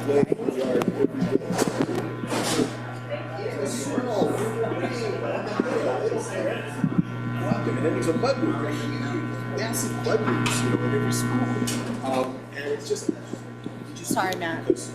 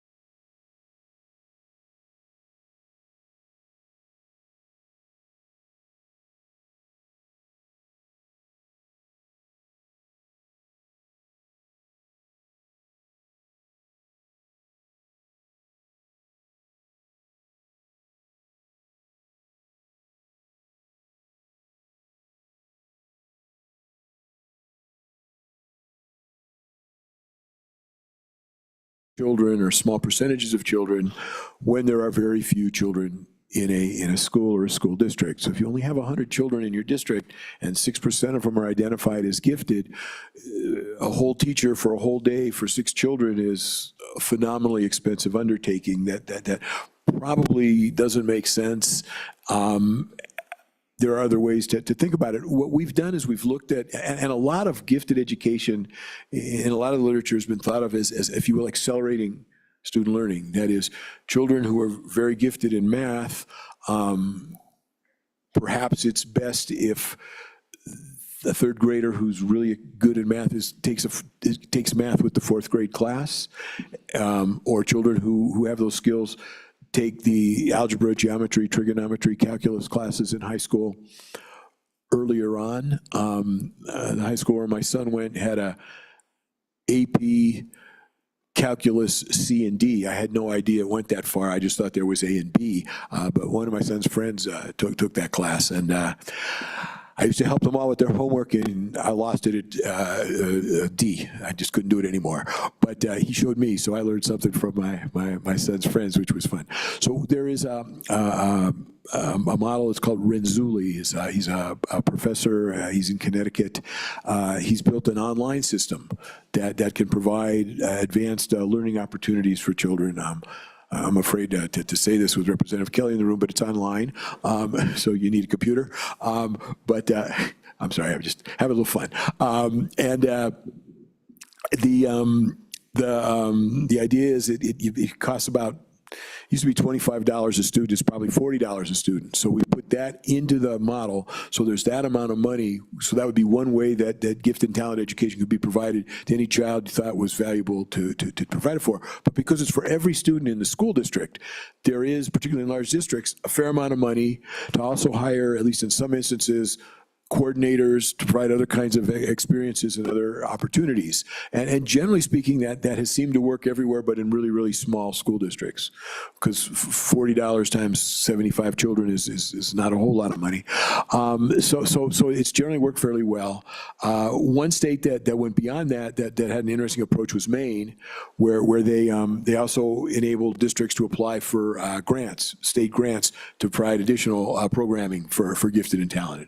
But that's how it works for gifted and talented at this point in time in the evidence-based model. The next item on the list is professional development. That's a big piece, and there are a lot of components of professional development. The reason it's in this box is the model funds $100 per student or per ADM to purchase whatever kinds of services, training services, experiences, activities that a school or a school district might need, including hiring outside consultants who are experts in the field, or people to train trainers and do work like that. But that's really only a part of what the total professional development resources in this model are. For example, although they're in the core programs, coaches are professional development. Their job is to help teachers be better teachers. That's what professional development is. So there are a lot of resources for professional development helping teachers on a regular, day-to-day, individually tailored basis. The other thing is, if fully enacted, the evidence-based model would have teachers with 200-day contracts. Now, that exceeds the length of the contracts of teachers in I believe, every district in Wyoming. I've looked at the data. I've seen some as high as 185. There may be some a little higher than that. But the idea would be there'd be at least a 180-day school year for students and 2 weeks for teachers, both for classroom preparation, beginning and end of the school year, but for at least 1 week, generally at the beginning of the school year, to have intensive professional development activities for all the teachers in the school. And then there's a great deal of evidence that those kinds of activities build spirit among teachers, build collaboration across teachers, and really help ensure that there's begins the planning and collaboration process that should go on through the year. So obviously adding many days to school contracts would add a cost to the model, but so far that's not been part of what the salaries are. It would in part help raise teachers' salaries. Then there's resources for instructional materials. That includes textbooks. It includes other, in the lower grades, whether there are art supplies, other kinds of materials that are involved. In high school, science supplies, whatever sort of goes on there. And that number, we estimated a number at one point. It's largely been inflated by inflation over time, and we have someone who's looking at that and trying to get a good sense of it. In part, it's related also to the technology issue of how has how have things changed in terms of how learning materials are presented, and whether it costs more or less as you look at the instructional materials. So that's a part of the model. In the middle box, we have assessment and technology. Assessment, the state pays for the YTOPS tests. Schools that are successful need to pay attention to how students are performing on a more than the once a year testing that comes with a summative evaluation, if you will, at the end of the year. And there should be some resources for formative assessments, materials that teachers may develop on their own or schools may develop on their own to try to understand where students are so they can provide the best instruction for the topic they're teaching. And then sometimes of assessments along the way, end of semester, end of unit tests, so you know whether students have learned the material. And that would be, the model currently provides about $25 per student for that. That's a number that comes out from work that I did 20 years ago with Mike's boss at Learning Policy Institute when you were there, Linda Darling Hammond. And we did some work on the cost of assessment. It's about $25 a student in the model. Plus then there's the YTOPS cost that the state covers on top of that. And then finally technology, and again, that's going to include buying computers. And remember, you don't buy a computer for every student every year. They should last 3 or 4 years. And other technology equipment that's needed in school classrooms, whether it's, everybody used to have those fancy whiteboards that projected and connected with the computer. There's less of that now. Most things are projected from computers onto the screen as technology's changed. So it's projectors, it's the connections for the teacher's computer in the classroom, other kinds of technology that are used to present and to, I remember we always had movie day once a week, and one of the sixth graders from elementary school would bring the projector in and thread this film through this complicated projector, and then we'd get to watch a film. And now, of course, anytime you want to have a short video to support instruction, you can just push a button and display it on your screen. So those are probably improvements in learning for the most part, particularly because the film always broke or didn't thread right, or we all sat around for 20 minutes while they tried to thread the film. Now you sit around for 20 minutes while they try to get the connection to work or something, but it's hopefully it works a little more efficiently. So that there's a lot of pieces of technology, a lot of it's being online, and then what I think we're hearing and what we're learning, and what my tech person has said is there's just the risks of being online and the need to be safe and to protect it, and the kind of infrastructure that's necessary to do that. Those of you who work in companies, have your own company, work at universities, the level of effort that goes through those sorts of protections get heavier and heavier and more expensive as well. But we don't want to be infecting the data. There are several districts in Wyoming who I know were using PowerSchool or still use PowerSchool and had problem with the data breach there.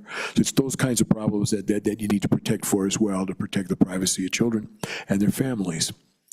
For CTE equipment, the model provides, it's like $14,000 some odd at this point, as it's been inflated over time from when we started, for specialized equipment for CTE courses, and it's so much for every full-time CTE course is I believe the way it works. There aren't any additional resources for teachers in the evidence-based model. Wyoming does provide the additional resources, as I indicated earlier, but there's money for that kind of equipment. We will again evaluate that within the context of the changes that are happening in CTE. And I've been talking with a couple of people who have thought about CTE in large, very rural states. Specifically in this case, he's done a lot of work in New Mexico, which is somewhat similar. I want to start with the premise that I know every state is unique, okay? So we just use examples as close as we can come. And then finally, student activities, which is an important issue. It's a big issue in Wyoming. One of the conversations have come up with the transportation needs, the distances we have to travel, the Wyoming Athletic Association and the rules that they make that lead to costs. So we want to recalibrate. You know, we built a model. Boyd's still here. Boyd Brown actually helped us work through the model 20 years ago. It provides more money per student for small schools, school districts, than it does in larger schools and school districts. It also provides small amounts of money in elementary schools, more in middle schools, and obviously the largest amount in high schools, so that children can participate in all of those activities. We did design 5 years ago an alternative model. It was not implemented by the legislature at that time. The programming for it exists so it could be added to the model. We're revisiting that and looking to see if there are other alternative models to look at for student activities. I'm going to stop at the end of that box and see if there are any questions or concerns. Any questions? Yes, Senator Schuler. Thank you, Mr. Chairman. Just a question on the professional development, and it's just more of out of curiosity, and maybe Mr. Griffith would have some more data. How do we compare in terms of the days that we, provide for our professional development in Wyoming versus other states? I'm not sure exactly. Microphone, turn your microphone on. I'm sorry. I'm so good I turned it off so I didn't mess with you, and then I didn't turn it back on. We're going to thank you. I wasn't sure what you meant by the data you provide, but maybe Mike's got some data on. It looked like he was ready to give us some data, and let's see if that answers your question. Mr. Chair, Senator, it's about 10 days nationally. I'd have to look at it. It's not always required in every state, so it can vary from district to district.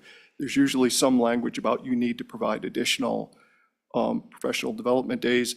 And in a lot of states, that comes in the collective bargaining agreement between the union and the district. So it can vary greatly even in neighboring places. But usually they'll do the first week of the school year will be for professional development, and then 5 pullout days during the year. So Thank you. Other questions? Yes, Representative Bear. Thank you, Mr. Chairman. Probably a question for both of you. Earlier, Mr. Griffith, you gave some percentages for tech and textbooks. I'm looking for a percentage across the states for activities as far as budget. And Dr. Pikus, if you could tell us what your model has for a percentage for activities as a budget. Mr. Chair, Representative, it's a really good question, and I can't tell you for sure. I'll look that up, and at some point I can provide it to all of you, and you can take a look at it.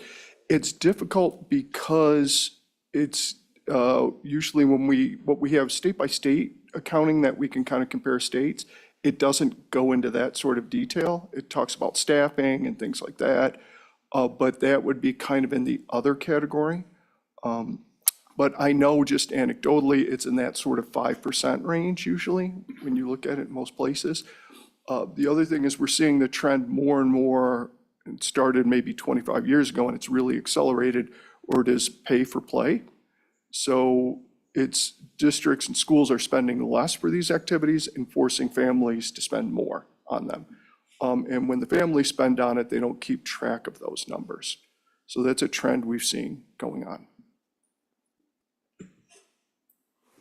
And I would add that you also asked specifically about Wyoming, and district by district, it probably varies substantially because it's designed, I think, to.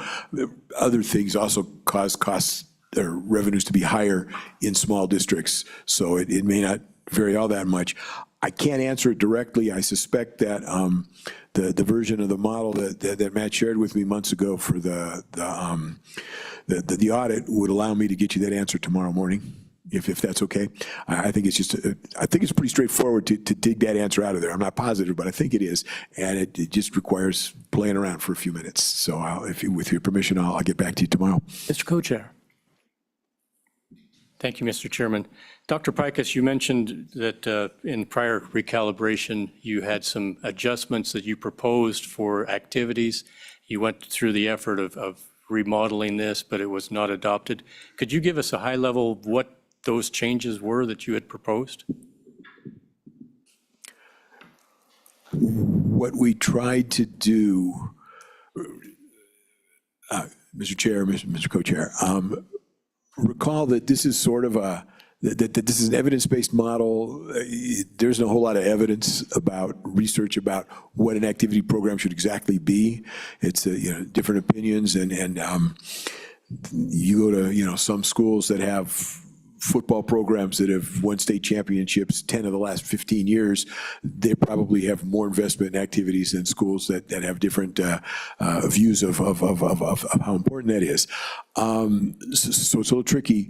What we tried to do was remodel and revision what was necessary to provide a reasonable thing based on the percentage of students who would be likely to participate in different activities, and then attempt to estimate that the kinds of distances that needed to be traveled to actually provide for competition with an eye to how important is it that you only play schools of the same size, and how much does that matter by different type of activity.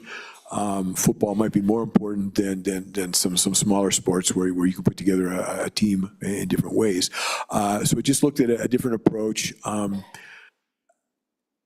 My sense was there was the model that got built 20 years ago hasn't caused a lot of unhappiness that I'm aware of. There was some criticism of the way the model that we built last time would have operated, or the things on which it was based. And so we're going to look at that again with some different folks to see if what makes sense. And I think bring back, I assume it's one of three things we'll bring back. Stick with what's already in the model, stick with what we told you 5 years ago, or here's something new that might work. I think the important thing is that there are at least, remember, it's not just, when we think of activities, we think maybe about football, basketball, main sports, maybe other smaller sports as needed or required, but it's also the opportunity to provide other kinds of clubs at schools, for whether it's a public speaking club or a stamp collecting club, or I'm not sure what you might find at high school, and even a chess club, opportunities at the middle school and the elementary school for those activities to exist and provide some enrichment. So there's some resources to help with that. And a lot of that money for the clubs ends up as relatively small stipends for teachers to serve as advisors to those clubs. And then sometimes some money for resources for some equipment. But obviously a chess club doesn't need the same investment in equipment as a football team. So I can come up with more details when I answer Representative Baird's question as well.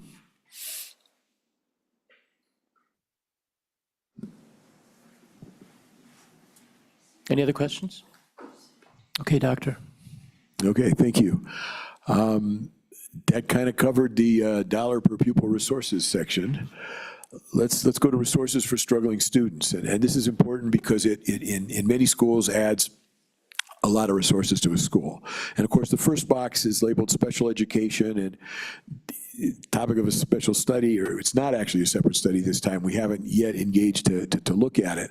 In the 2020 recalibration, we engaged with Nathan Levinson, who was then at the district management group, who did a fairly detailed audit and study of special education.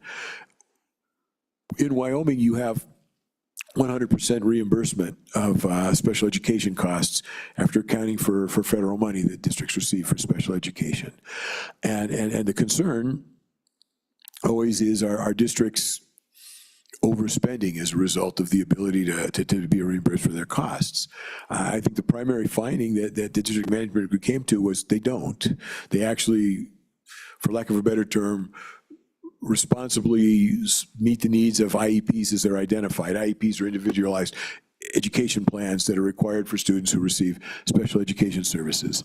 And that for the reimbursement is in many ways a very powerful tool that enables districts to provide services children need or are mandated to receive, and doesn't create huge challenges when an individual shows up with substantial and expensive special education needs.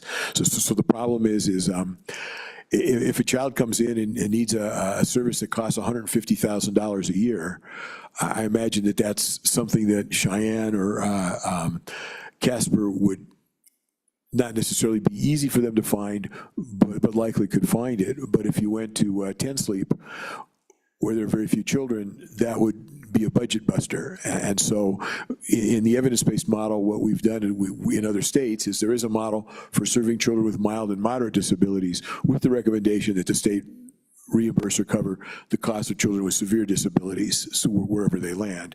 The idea being it would bankrupt a small district. It's not fair to put the burden on a large district if you're not putting on a small district. So generally, there were some strategies in there that the study suggested for ways to provide some efficiencies in providing special ed, and if it were the desire of the committee, there would be a way, I assume, to work through our contract and other things. Nate Levinston still remains, I think, probably the best person for really finding ways to provide special education properly and well for children who need it at the most cost-effective price points. And we could work with his now firm is called K-12 Education Solutions, I think is the name of it. And we've worked with him in several other states and looked at the ideas and the things that work. But at this point, that's not part of the work that we're doing. Parts that are for struggling students, as again, the proxy, if you will, that we use is the number of children who qualify for free and reduced price meals, and the number of children who are English language learners, and the children who are mobile. And we take an unduplicated count of those children. So that is, and the model's fairly technical about how it goes about figuring this out. But the idea is if a child exhibits all three of those characteristics, they only count as one, not as three. And so we want to be sure that we then provide additional resources for tutors, for pupil support, extended day and summer school, and even some more additional resources for the ELL students. I can probably go through exactly what those models are, but generally speaking, you generate another tutor for every, it's either 100 or 125 students. Matt may remember better than me. You provide additional support personnel who could be counselors, social workers, what the district is important for the same cost. And then there's a formula that generates resources for both extended day and summer school. And the assumption grounded in the extended day and summer school model is that extended day is a academically oriented 2-hour-a-day, 5-day-a-week program after school, staffed by certificated teachers from the school. So the students spend at least an hour in some kind of academic pursuits as part of that. And it's only funded for at-risk students or the struggling students that count, and it assumes that only half will actually participate. You work through all that math and you get a number. Summer school, the idea is generally that it's a 6 to 8 week, at least 4, hopefully 6-hour-a-day program, again with an academic focus. It's fewer total hours, but there's more preparation for teachers in terms of lesson plans and working things through and grading papers, because they're actually teaching rather than simply helping students with their work. And so the two estimate, at least in the evidence-based model, approximately the same level of resources. Now, it's my understanding that some of these programs have been modified or changed in Wyoming. I'm not sure which ones are on categorical grants and aren't, but it's in the notes, and we'll probably hear about it. Then we provide, again, additional resources for Senator Office. Thank you, Mr. Chairman. I do have a question, and maybe Dr. Griffith can look at other states, but with the after-school programs and the summer school programs, that's one where we hear it tends to be a mixed bag as far as its efficacy, and I think a lot of that probably depends on the structure of the program and how it's administered. Are there any states that we can be pointed to that have been successful in utilizing the after-school support programs or the summer school programs in a way that clearly and through evidence have demonstrated the learning outcomes that were desired? as opposed to just kind of the anecdotal, well, we threw some dollars at it and it probably worked a little bit.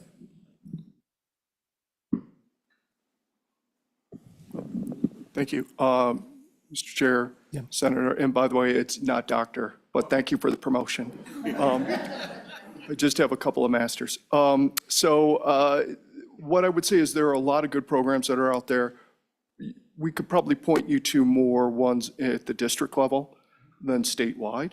But it's those that are focused, like Dr. Pikus was saying, on learning specifically. Actually, the ones that work best are the ones that invite all students to attend. So you're not just using it as sort of a punishment. So you open it up to all students, but you don't necessarily make it mandatory for all students. And then it has to have some combination of focused learning and for the students to get them to be involved other activities too.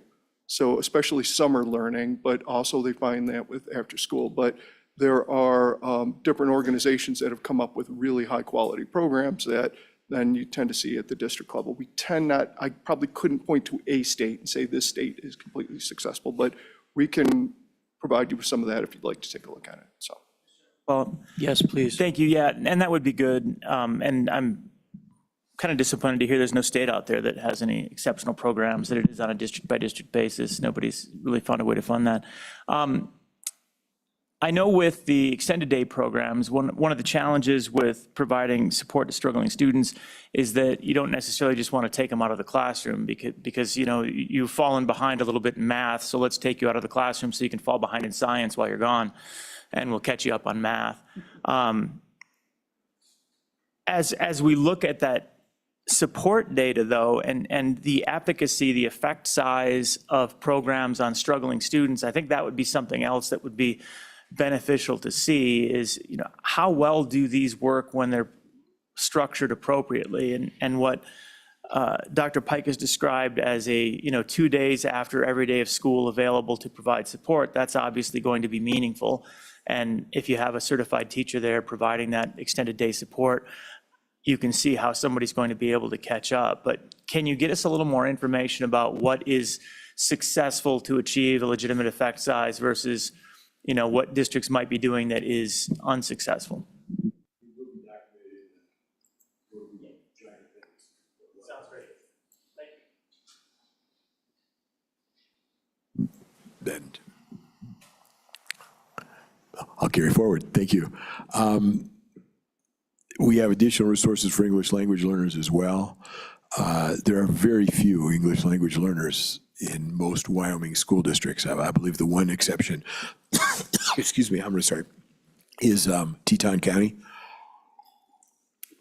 where there are more. The model provides an additional staff person for something like every 100 students, and I'm not sure whether any district other than Teton actually has a full 100 students who are ELL eligible. But it does provide additional resources in this whole mix to help students. One of the things we heard, and I'm mentioning it now because I don't believe I put it in the slides later, although I may have, is a concern that sometimes there's a rapid influx of English learning students in a school district, that somehow a group of people move from another country in a large number, and suddenly there are many students who don't speak English or don't have English skills well, and the need for what are called welcome centers. That is something set up, and there's a place where students can come and get initial English language training skills and be assessed. And in many places, they work with the county or state government to also provide additional services. Thank you. Now I got two. I'm all set. Thank you, Tanya.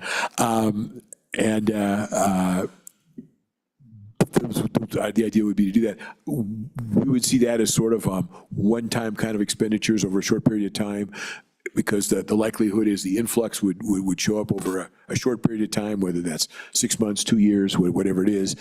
Those families would integrate into the community, and the needs would lessen over time back to what the model accommodates. So the issue is, how do you factor in state support or programs when this occurs?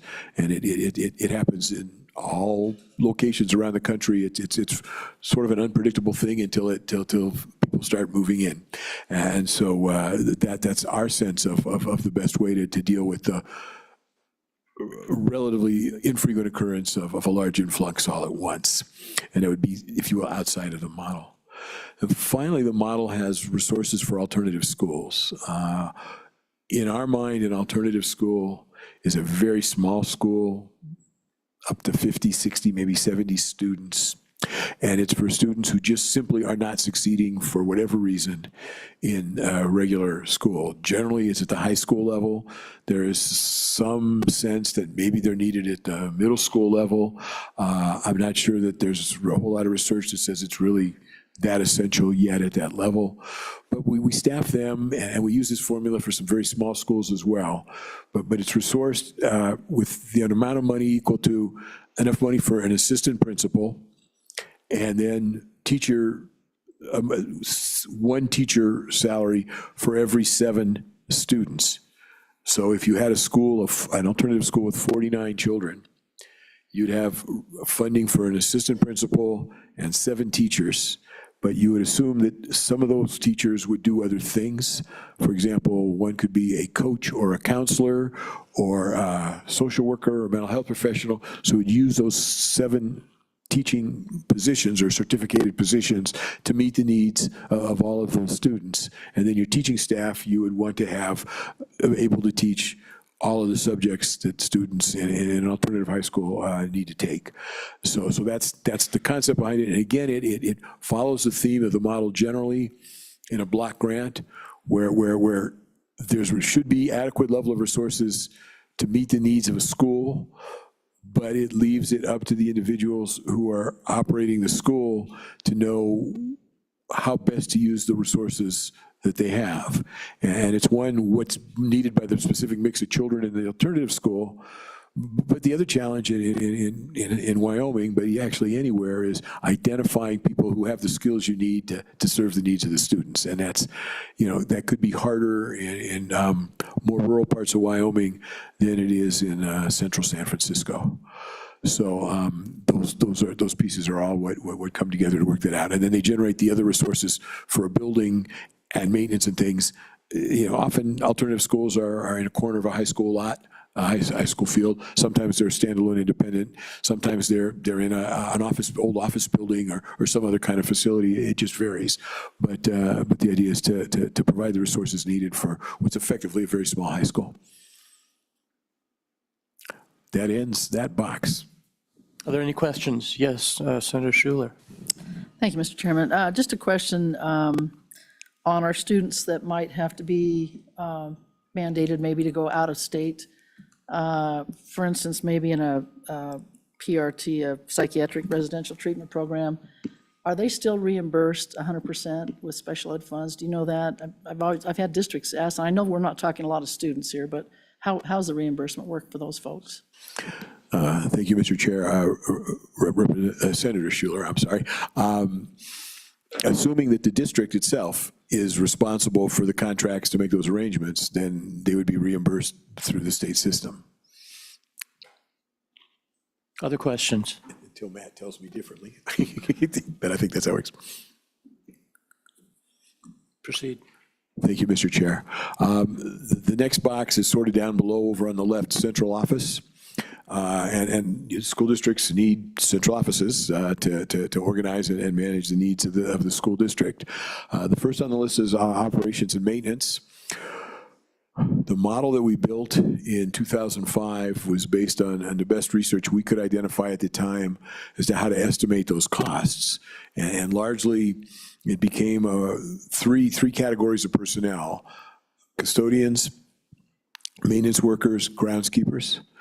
Custodians are individuals who work in a school. That's their full-time job at the school, and they clean the school. They do the work to maintain simple things at the school, and often you need enough of them so that there's someone available at the school if the school's open hours beyond regular school hours. So it includes that. And to estimate the number of custodians, we used formulas that included number of students, number of teachers, number of classrooms, and gross square footage of the school. One of the things the state has is amazingly good data about the condition of and the square footage in every school in the state. That fell out of the original Campbell decision, and they collect and continue to update those data probably better than any other state.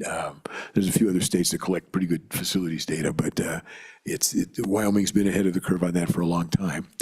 For maintenance workers, think of maintenance workers as individuals who have a more specialized skill that would go across buildings, HVAC or other plumbing, what other kinds of skills you might need. And of course, in some instances, a district isn't going to generate a whole lot of resources for a maintenance worker, but it may also make sense, or be able to employ maintenance workers with all the skills that you need to repair and handle problems that occur in school buildings. So that those resources could be used to contract with individuals who would provide that. So in districts where there doesn't happen to be a air conditioning maintenance company located in the district or close by, you would hire a contractor, and those resources are designed to cover that. And there's a formula for groundskeepers based on general acreage and frequency of servicing the area. There were in the first round, there were some concerns about some districts that own very large 600-acre fields or empty lots. I don't know if that's reserved itself or not, but I haven't heard about it since then. So apparently they found ways to deal with those as is appropriate, or I didn't get bombarded with it in the professional judgment panels, so we'll assume it's making some sense. The next thing is central office staffing. And there's a model, there's a table that based on the size of the school district, you have a number of certificated and non-certificated staff positions.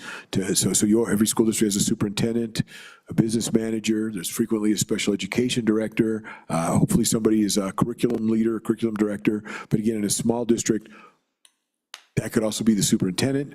So it just varies, and the report has a model that grows.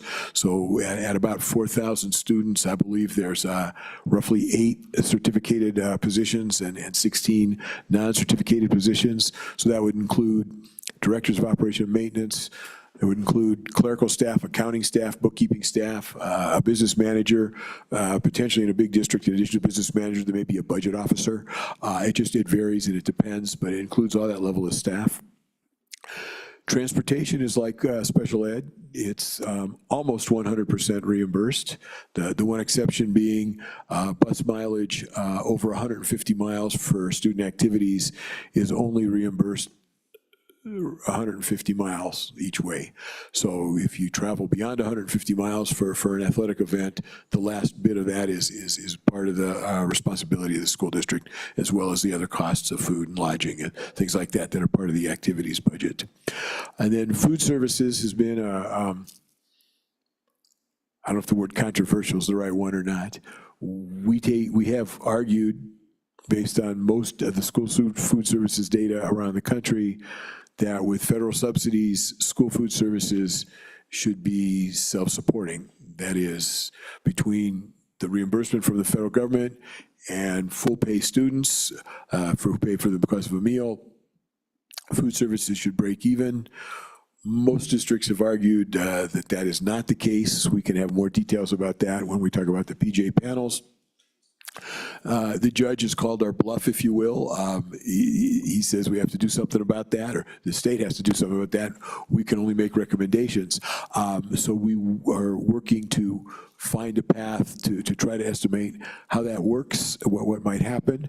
And there's a range of potential solutions, and Mike may jump in with some knowledge of other things that I'm missing, but some states have gone at least to voluntarily 100% free lunches. Whatever the Fed government doesn't cover, the state pays the difference. And the argument is even children from families that are not low income come to school hungry for whatever reason. And that there's a lot of evidence since World War II that children who come to school hungry don't learn as well. So having children well fed is important.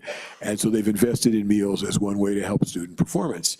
There are other models that the challenge is, I mean, you have a history of reimbursement models that seem to work very well.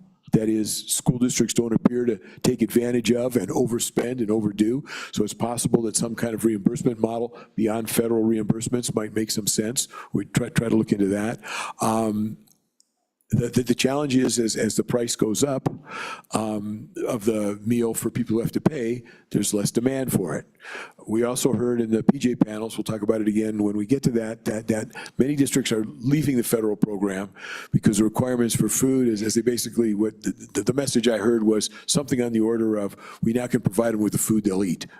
So apparently the federal requirements, some students don't like that. We'll look further into that question and how that works. Mike, do you have anything else on school food services that think about it? Okay. And it, the concept that school food services should be self-funding in areas where there are higher proportions of low-income children, it truly is.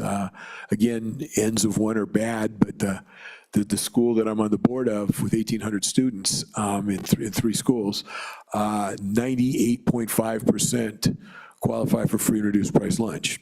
And you have to spend the federal money on food services. So we have a $750,000 surplus this year to help upgrade our kitchens, and we spend immense amounts of money on very fresh, very good food. And I'm looking forward, next Wednesday, there's a board meeting, and it's going to go through lunch, so I'm going to get a really good lunch, because actually it's one of the only times I've ever been to a school where the school food is good. So it is doable, and it can be done. But that's a very different world than at least. Maybe there's a school in Wyoming that's managing on this the school the federal subsidies, but the last time I looked at a list, I think almost all of them, if not all of them, were subsidizing food services from their general funds. So we'll find a way to make that better, or to make a recommendation to make that better. I want to emphasize, I'm not going to fix it. I'm just going to make recommendations and try to help. Mr. Chairman? That covers that box. Yes, Representative Kelly. Thank you, Mr. Chairman. I wanted to get a question here about central office, in case I came across before as being like a technophobe caveman. I'm looking at central office costs in the model.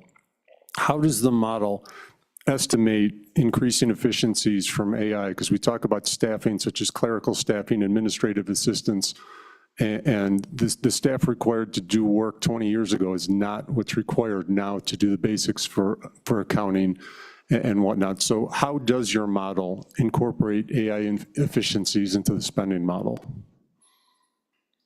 Mr. Chairman, Representative Kelly, thank you. That's a really important question. And every recalibration, we revisit the level of staffing that's needed. Usually I panel some school superintendents to help me think it through, other individuals who look at kind of management things. 5 years ago, AI wasn't really an issue. And it hasn't been in the recalibrations we've looked at or thought about up to now. But clearly it has, particularly in conjunction with issues around technology and those sorts of licensing and all those sorts of things, there may be some ways that AI can help with some management responsibilities. Also, even just some of what's unclear to me is there's a great deal more management software in the last 20 years, in recent years, for various systems for managing things. Whether that can reduce personnel needs or create additional ones, we have to look at it and see. And again, I'm a victim of my own experience. As our HR systems at the University of Southern California get more professionalized, there seem like there's more people over there causing more reasons why I can't do the things I want to do to hire faculty. So, what we want to do is hope that we don't create a system that does the same thing here in Wyoming. But that's always a challenge with these systems as well. And I think that, my sense is school district central office is generally pretty lean, and that AI can help them because we have heard over the years, and we heard some of this time, the continuing concerns over increasing reporting requirements, increasing demands for that, and good and bad. our firm has been part of some of those increasing reporting requirements. Some of the forms that districts fill out that allow you, the state, to create many of the reports that look at the allocation of personnel and whatnot are things we worked with them at following the 2005 recalibration to understand and analyze the data. I remember a conversation with you, Senator Rothfuss, probably 10 years ago, where we brought in all this really cool data with all this great information about staffing and all these things, and you looked at it and you said, okay, great, but what about this, and this? I remember that, and I took a gulp, and I said, well, you know more than any other state about these sorts of things, and the beauty of data is more data generates more questions, and now the question is, do we go collect those data as well? And I'm not sure where we stand on all that, but that's, so it's always one of the challenges is we try to analyze this and understand it and do it. We also place additional burdens on the people collecting those data, and so I think there's always a trade-off in that as well. Now, AI may be able to help with that, and the suggestion that came in April and has come from the PJ panels is, are there ways to centralize and some of the data collections so that data are collected once and then the forms that are needed are filled out from that one set of data collection across all the various forms that the state needs to fill out. Now, Wyoming has been, when the federal government was more interested in understanding student level expenditures at schools and tried to get states to, who had good systems to understand that. I think it was called WISER. Wyoming was one of the states that was always at the forefront of understanding that and thinking that through, because you had built those systems following as part of these recalibration efforts. So, it's a long way of saying, I don't know if AI is going to help or hurt with all of that sort of stuff, but I think it's a really important question for us to think about. And it seems that if it can't help initially, as we still try to figure out how AI works, it can, in the long run, be very powerful. I will tell you that when I first opened up GPT, the first, about a week after it was suddenly available, and I asked it a simple question, please give me the history of the evidence-based school finance adequacy model. It told me that my competitor's APA in Denver designed it. So, my trust's a little higher now than it was after a week, but we want to be sure it's doing the right thing as well. Senator Rothfuss, Just and let him follow up. Thank you. Thank you, Mr. Chairman. I just wanted to state that I'd really like us, because since we're focused on a funding model here, not necessarily educational techniques, that we find a way to maximize the efficiencies of using AI to take care of administrative tasks, but at the same time that we are very careful about replacing the human element in the classroom, which AI will never be able to do. Senator Office. Thanks, Mr. Chairman. I was just going to note, and I spend a lot of time using AI, and nobody engages with it probably more than I do at this point. But when I contemplate Representative Kelly's question, with all of the data being confidential data and protected under FERPA, the amount of money at this point in time we would have to pay to get a firm to provide us with FERPA certified data privacy protected access to an AI to do anything with the data, I think we'd end up probably spending more than we would on just the humans that we have in place doing it right now. That's not to say that won't change in the years ahead, but right now you're hard pressed with any proprietary data to be able to do it to work with it effectively without paying quite a bit of money for the specialized development and the specialized environments that are required to operate that with the data privacy in place. Representative Kelly. Thank you, Mr. Chairman. I would just like to respond and say that obviously we've got federal law requires privacy of student information, but FERPA doesn't cover things such as costs going in and out of food services, transportation schedules, basic paying the bills.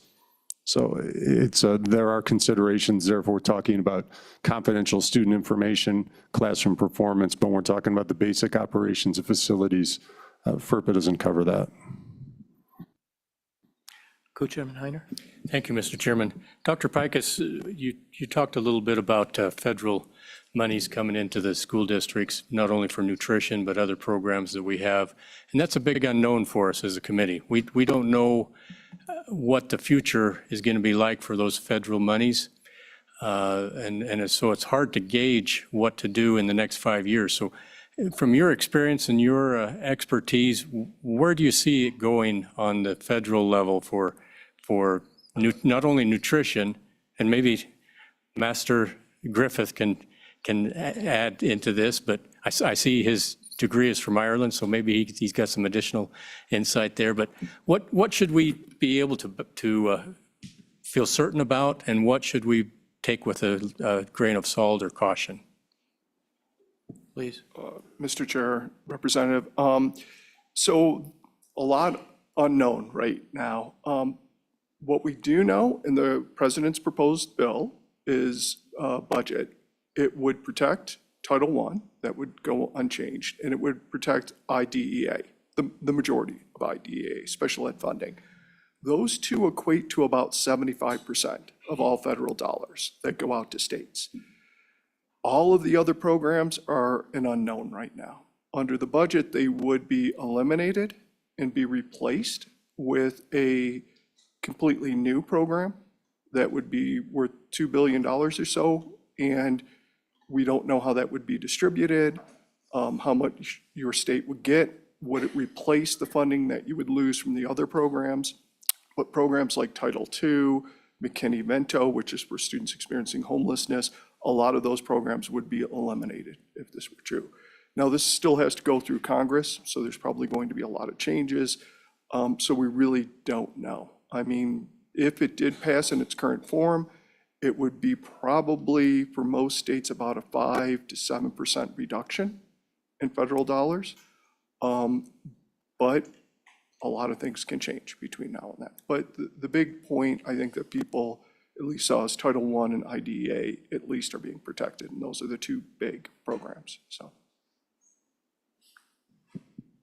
Okay, Dr. Pikus, we got about 5 minutes before I want to start getting into public comments, so. Thank you, Mr. Chair. I think we sort of finished the central office piece, and my sense is that the Wyoming-specific factors, none of them are like 5-minute conversations potentially, and I would leave it to your judgment whether I start that the first one or we start the public testimony now and we come back to this following the lunch break or whenever you suggest that. So what I'd like to do then, this is probably a good time to break and start the public comment. So appreciate that.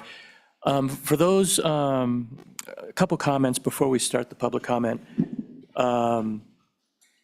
It's my intent from now until noon to entertain public comment.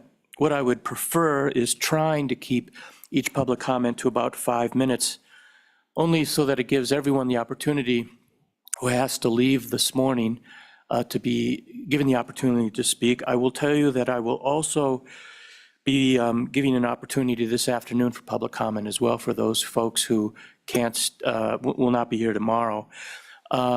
I would simply ask that when you come up that you give us your name. I will tell you there are 4 chairs here. I would love to be able to fill those 4 chairs so we can move more quickly and get everyone who does want to give public comment the ability to do so. So with that, thank you again, Dr. Pikus. We'll resume after lunch. And so anyone who would like to come up and fill the 4 chairs, please do so. Come on up. We'd like to hear from you, and we'll begin. And again, if you can simply give us your name so we know how to address you, and we'd love to hear from you. And yes, just be sure to make sure it's on, and we'll start. Yes, sir. Thank you, Mr. Chairman, members of the committee. My name is Nate Martin. I'm the Executive Director of Better Wyoming. Better Wyoming essentially coaches Wyoming residents on how to participate in the civic processes that shape their lives in our communities. And increasingly, the people that we serve are interested in participating in processes that have to deal with K-12 education. This is my 3rd recalibration that I've been privy to, and I tried to let them know that there are more exciting things to do with their summer, but they insisted. And that's because as you all know, Wyoming public schools are the heart of many of our communities. Our public school system is a major driver of our state's economy. And there's also a growing perception that some of the people who are tasked with upholding and supporting a complete and uniform system of public instruction per the Constitution are instead working to undermine it. This is up to and including contemplating using the recalibration process to cut tens of millions of dollars from our education system to pay for property tax cuts, instead of earnestly trying to follow the process in order to find out exactly how much it takes to provide a proper education in our state. That's why you see so many of these non-usual suspects in the room today. They're people who, they're not school administrators, they're not lobbyists, they're people who care about our public schools. And we appreciate the opportunity to speak to you all.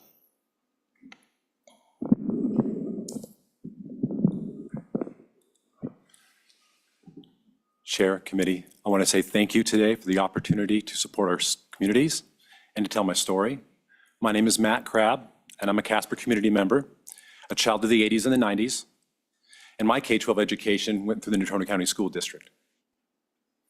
There is a reason so many people come from across the country to experience what I was blessed with. I had your typical Casper childhood that introduced me to a variety of people comprising our community. I was no way exceptional as an academic or an artist or an athlete. However, I was able to share experiences with those that were in all those areas and several more. The academic skill set we gained from our years of exposure in all three areas and a variety of content areas applied directly to our lives, turned our schools into a training ground for the world in which we were part. Children are brilliant, and this comes out in many different capacities. We're able to see our peers through their struggles and their successes across these different content areas. We're able to recognize their brilliance and recognize the humanity in each other. Those skill sets allowed me to continue to learn from my people, from our people, working with families in our juvenile court systems and our adolescent residence treatment centers prior to becoming employed in several school districts myself. All I ever wanted was to help my community as it had helped me in any way possible. The environment I was educated in allowed me to continue that approach in a professional capacity, recognizing again the humanity behind the children and the families that I had worked with. As I spent more time working with our communities, it became undeniable that the three institutions that have the largest impact on our kids, juvenile court systems, the mental health and treatment centers, and our public school systems, are vastly important and also of a dire need. I was fortunate enough to have spent time in each and possessed a skill set strong enough to examine the patterns that emerged from families and communities traversing all three of these institutions. What I came to see is that there was never a question of a child's potential. The only question surrounded a child's accessibility to a diverse skill set that I was taken for granted as a child. It was obvious that those who had academic skill sets from time spent in public education spent significantly less time in the other two institutions. Furthermore, students who were not presented with opportunities to hone a skill in the public education systems and the need for survival within, hone skills that help them survive in the other institutions. Those institutions are a little more difficult to navigate and to re-engage a community positively. Only one institution takes a proactive approach to supporting our people by developing diverse pro-social skill sets that help kids become our colleagues and our leaders. Those same skill sets that supported an ordinary Casper kid receiving special education services for a speech-language dysfunction live a life surrounded by extraordinary people, doing extraordinary things. Helping my community has helped me. Thank you. Thank you.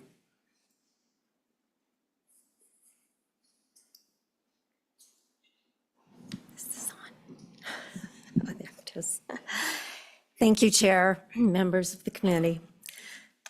I'm Robin Edwards. I've taught I'm retired now, but I taught in Johnson County for 21 years. I was part of their system for about 40 years as a paraprofessional and a substitute teacher. I love the public schools, and I have gotten so much from them, and our community has gotten so much from them. So before I begin, I'd like you to take a moment to reflect. Who influenced your life? What teacher, what counselor? And I'd like you to spend 3 minutes thinking about that person in public schools or private schools that changed your life. In towns like mine, the public school is more than a building. It's the largest employer, the community center, the gathering place, and the lifeline for our children. Friday night games, school plays, science fairs, these aren't just extracurricular. They are the glue that binds neighbors, families, and generations. To underfund public schools is to fracture the very structure of our rural communities. When we invest in education, we invest in our community. Let me be clear, it is not just a moral imperative to support our schools, it is a constitutional duty. Wyoming's own constitution demands that the legislature provide a complete and uniform system of public education. That is not a suggestion, that is law. But let me speak to what is at stake. When schools are underfunded, we are not just trimming budgets, we are trimming children's futures. We are cutting school counselors, librarians, teachers, and reading specialists. We are cutting into hot meals, into mental health services, and into the very structure that keep kids stable. It is a time when our youth are facing more anxiety, isolation, and trauma than ever before. A hungry, anxious, unsupported child cannot learn, and a child who cannot learn cannot grow into the kind of citizen this state and our country desperately needs.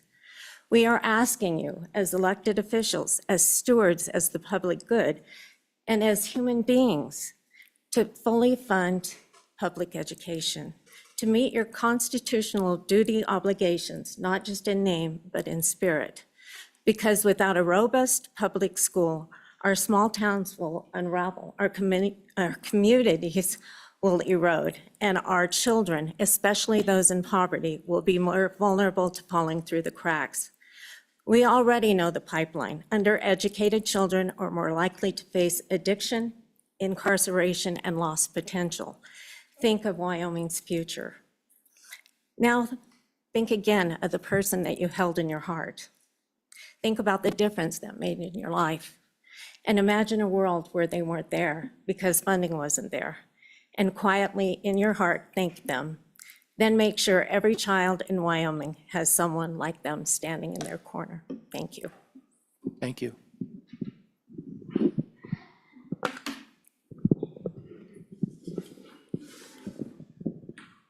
All right. Thank you, Chairman. Thank you, members of the committee here. I'm not used to doing this, so.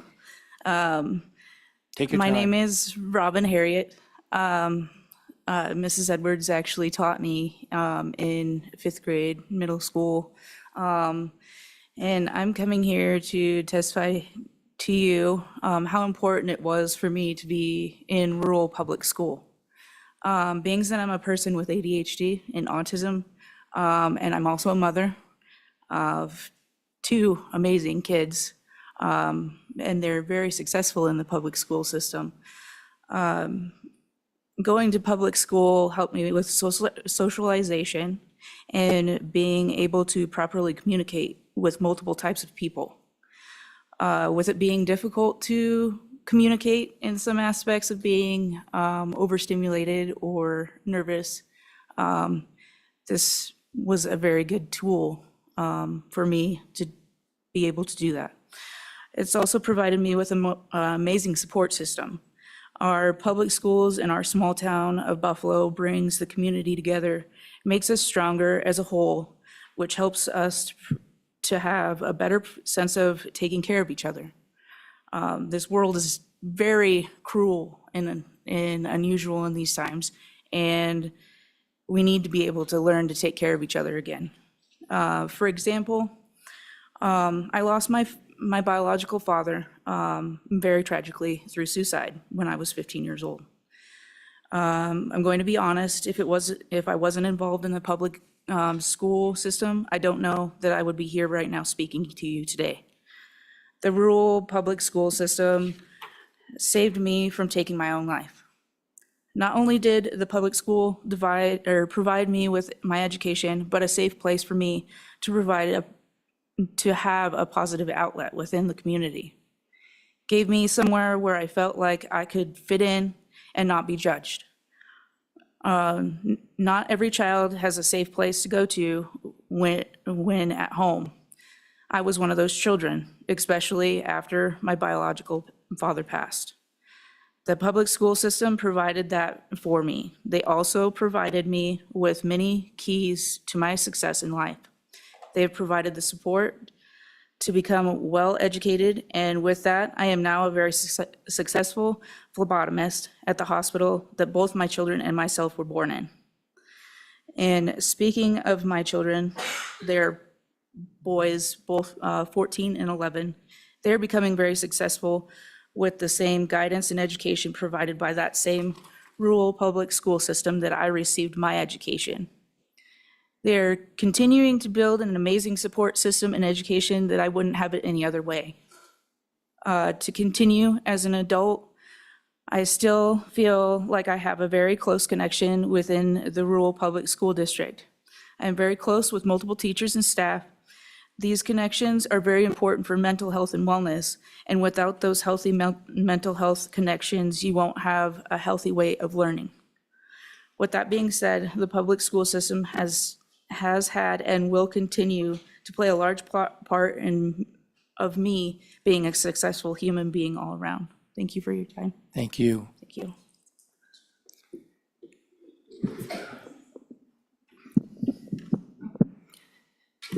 Thank you, Chairman and members of the committee. My name is Brandy Maddox, and I am both a mother of NCSD students and a certified tutor employed in the beautiful school building just behind you. I came today to share in my firm belief that proper funding of our public schools in conjunction with engaged parents is necessary for the health and well-being of our own Wyoming communities.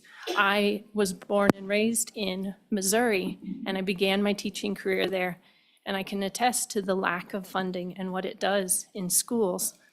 Additionally, I have a bachelor's degree in education from Missouri State University, a master's in curriculum instruction from the University of Wyoming, and I'm currently working on my PhD at UW, specifically looking at the intersection between teacher well-being and mental health.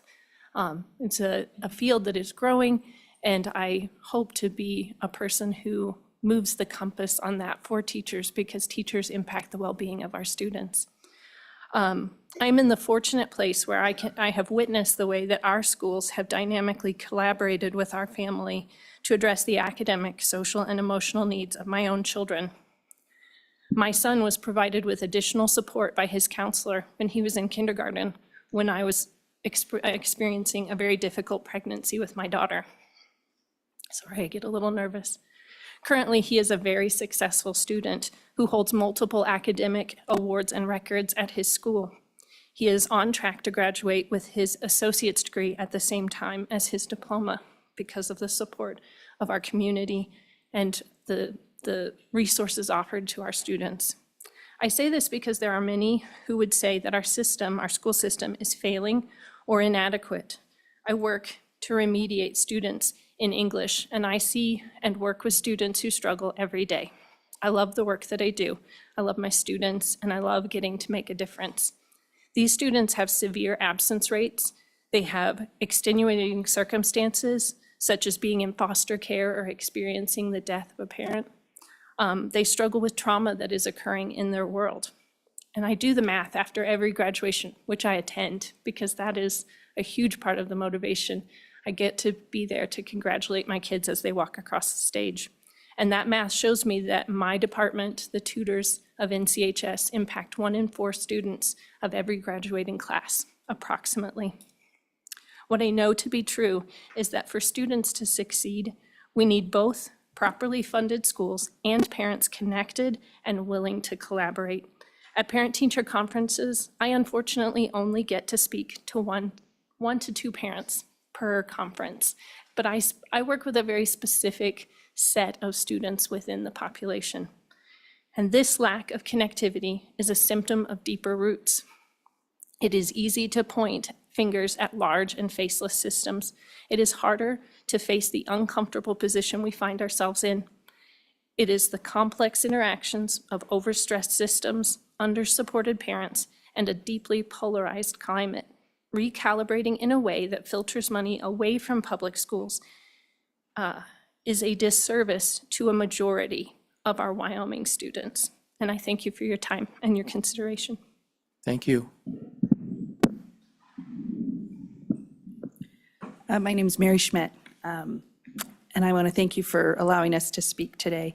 One of the components that the gentleman, when they were presenting, says the number one thing that you as a committee needs to do is your obligation is to define a proper education and what that means. And I honestly believe that we have not done that in this state. And most of it is the basket of goods. You have 10 content areas that are very broad and very unspecific regarding what you want taught. When you say history, what do you want taught? As a legislator, what do you want taught in history? Do you want Greek history? Do you want Roman? Do you want United States history? Do you want specific timelines so that people and children understand concepts of time of historical content? Do you want people? Those are things that are not defined. You do not have, what does ELA mean? English language arts. What does that mean? That broad definition is, the definition of that is now on the State Board of Education to determine. That needs to be very much specified by age and by content. In my personal opinion, English language arts needs to be defined as phonetic reading programs, phonetic spelling programs, grammar programs, and handwriting, cursive. Those 4 components need to be essential to a kindergartner through 3rd grade, or actually kindergartner through 5th grade. And they have to have components of spiraling. We talk about information and critical thinking that we want our children to have. You don't teach critical thinking. You teach information, and from that information comes critical thought. And you can't have critical thought unless you have a basis of information. We are not providing a basis of information. It is not clearly defined, and it is not defined by the children's age and developmental abilities. And we need to determine, and that should be first and foremost, you need to take those 10 content areas, you need to divide them up by age and developmental abilities, and then define them. Does a kindergartner need computer science standards? No, but they are promulgated. Do they need a PE standard? No. Do we need to waste time defining a PE standard? No. But these are the things that are out there in our 10 content areas. What do you want and how should it be defined? That is the number one component that I hope that you will determine in this recalibration. The second thing is it really important the number of days a child sits in a classroom? Or is it more important the number of weeks of curriculum that child receives? The last week of school, I think we've all experienced it, is pretty much a wash in most kids' day-to-day. They don't do much. They're cleaning up. So was that really important to have those last 5 days of school? Or was it more important that they had 30, 24 weeks, whatever you determine, of curriculum, of content, of information to develop their mind, to give them that understanding, that critical ability? That is something that you need to address, because I don't believe many schools do 4-day weeks. Districts will do that, some schools will. It's not about how many days they're sitting in a building. And in this state, I think that is, it is a component that makes it difficult between snow days, ranching days, those type of things.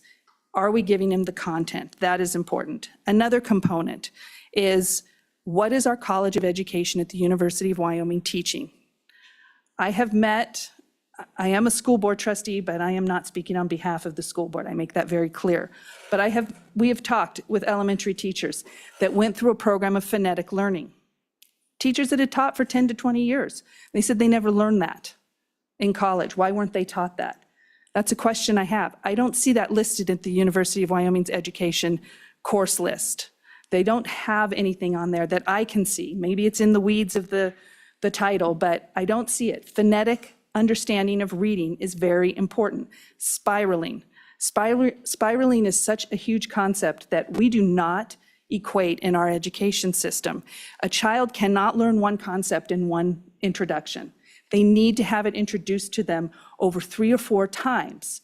And when we take a kindergartner through 3rd grade and teach them reading, and if we teach it to them in a spiraling method, they will see that concept over multiple years, multiple times, and when their development hits it, it'll stick. But we don't present it that way, and that's the way we need to present the information. It is an old school system, I know. It was done years ago. That's how I learned. But it was effective, and our test results show that. I did a deep dive into PAWS testing scores and then YTOP testing scores. YTOP is a product of Common Core. PAWS testing scores as a state, we were over 80% proficient in reading and math at 4th and 8th grade levels. YTOP, we're no better than a 48-52 split. That's not an improvement, and that is to answer, Chairman, Representative Kelly's concern about the technology. YTOP is a result of the total consumption of technology into our education system. It has not proven effective. Children that sit there, and we just passed a policy of no cell phones because cell phones aren't good, right? They're terrible for kids. The cell phone's the same thing as a computer. They're staring at the same blue screen. They're having the same problems, the same attention issues. Why are we giving children, especially elementary kids, kindergarten through 5th grade, computers? They need a book to look at. They do need to have to look at books and feel what books are and be able to flip a page and to see those concepts that maybe they're bored on the one they're discussing, but they can flip forward. You can't do that when you have a slideshow presentation of your information in technology. The other concern is that textbooks, they were talking about how textbooks expire, you have to update them every 10 years. That is true. But technology, we adopt a textbook for the technology, for the computers, and every year they're updated. That update does not come before a board of trustees to approve. So we don't know what's been slipped in there in that new update. We don't know if there's concepts, if there's information that is not what we want being taught. It's just done. So once we approve it once, we won't see it again until we do the 10-year cycle through of the curriculum. That's a concerning factor. That is a problem with education. A lot can be slipped in updates, in yearly updates, and that is not something that we, I think, want to have in our education system. So there are simple factors that we can do to improve this that can help us define our funding more specifically. But we need to be specific in what you want taught to the children. What concepts do you want them to graduate? We complain a lot about government. People don't know about what a US government is, what Wyoming government is. Well, then define it in history.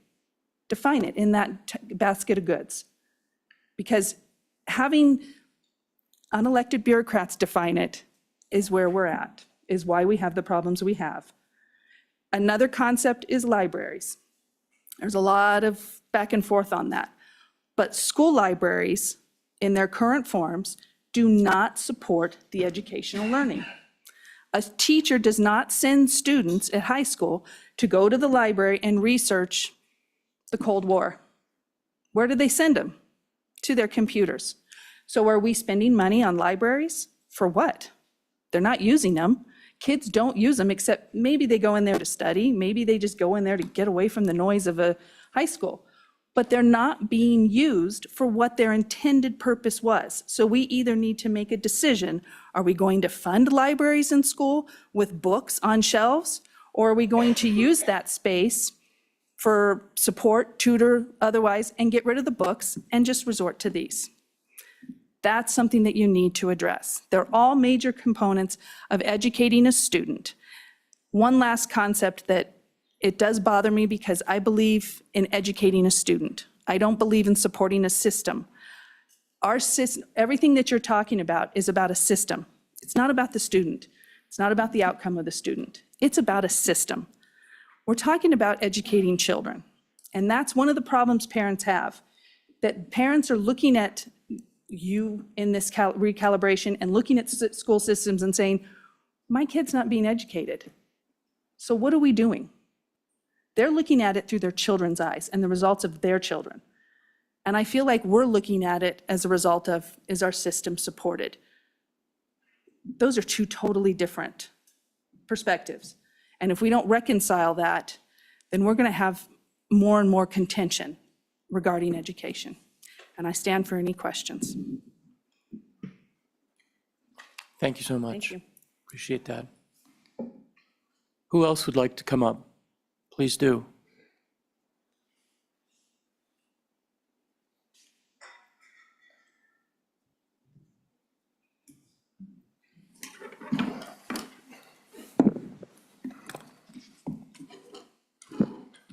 Thank you, Mr. Chairman and members of the committee. My name is Rob Hill, and I serve as the Public Policy Chairman for the Wyoming Association for Career and Technical Education. I also serve as the President of Wyoming Skills USA. As many of you know, most of our jobs in Wyoming are CTE related, with 60% of all open jobs in Wyoming just that, CTE related. I think many of our business partners, I'm guessing, were probably not at the preliminary judgment panels because they were probably out helping the state run. But I'd like to talk about some data here. A mile to the west of us at Austin Engineering, they need 130 welders. They've taken training on themselves because they can't do it. To the north of us, just a mile, a local contractor, GW Mechanical, needs 8 plumbers. To the northeast of us, we need 25 electricians with jobs that pay between $100,000 and $150,000. To the south of us, where the Associated General Contractors are located, they need 3,000 construction workers they could hire tomorrow if they had the skilled workforce. We have massive needs in our trona mines. We have massive needs in our tourism fields. We have 34,000 workers in that area. We have 25,000 workers in our mining and our mining associates in the state, and we recruit out of state. Nationwide, CTE is on the rise. From 2017 to 2023, we've seen a doubling of the interest in trade schools. It's increasing at a rate of 4.9% annually, with projections that it'll increase to 6% through 2030. Some of the struggles that are related to CTE are that we have some square footage issues. We know that in many of our schools, we can't get our kids through these programs. You know, in Rock Springs, I think are doing a great job, but trying to address this, but we've got a lot of kids that want in these classes. These are our workforce, and we can't get them through those bottlenecks at level 1. We've got programs in this state to the, you know, some of our larger schools. We have way more students than we have welding booths, and I know Dr. Pikus spoke about the need for welding in this state, and you know, we have a lot of needs in the state. Welding is one of them. CDLs, nursing, all of that is, but you know, unfortunately, when we built new schools, we shrunk the CT square footage. We have a couple issues with our middle schools. I thank you last session for your work on categorizing some CT funding, ensuring our students get the materials, supplies, and equipment they need. Our middle schools are not included in that, and you know, that's where a lot of our training actually begins. So perhaps some thought there. And with computer science, we're teaching computer science throughout the system. And, you know, we legislated it, but we don't really have a funding mechanism for that. I would say in this country, we have a long history of prioritizing education. That's why we have land-grant universities for agriculture and industry and mining. In the 50s and 60s, we focused on math and science because we had a space need. In the 70s, we had a robust, skilled workforce, and we had good vocational education. So, you know, from the data presented today, I would respectfully ask the committee to think about prioritizing CTE for the interest of our students, our communities, our state, our industries, and honestly, the well-being and future of all of us. So with those comments, I'd be happy to stand for any questions. Thank you. Representative Kelly. Thank you, Mr. Chairman. In light of the industries being short on employees that they need and people who are, and professionals who are technically skilled, are you aware of any efforts or even appetite for these industries to contribute to the public school system to help support their industries? Mr. Chairman and Representative Kelly, we have examples all over the state. Our industry partners are the best partners we could ever ask for. They're constantly contributing materials, supplies, tools, helping kids make it to competitions. I couldn't ask more of them. I think they are phenomenal partners. I think we could, if we were looking for areas that we might be able to work with business a little more, maybe perhaps more work-based learning. A lot of folks got into careers by high school, getting out and job shadowing, and with some of our federal regulations, we've kind of backed off that, but there's ways to get our students out working with industry. I think advisory boards that are well-designed are very impactful.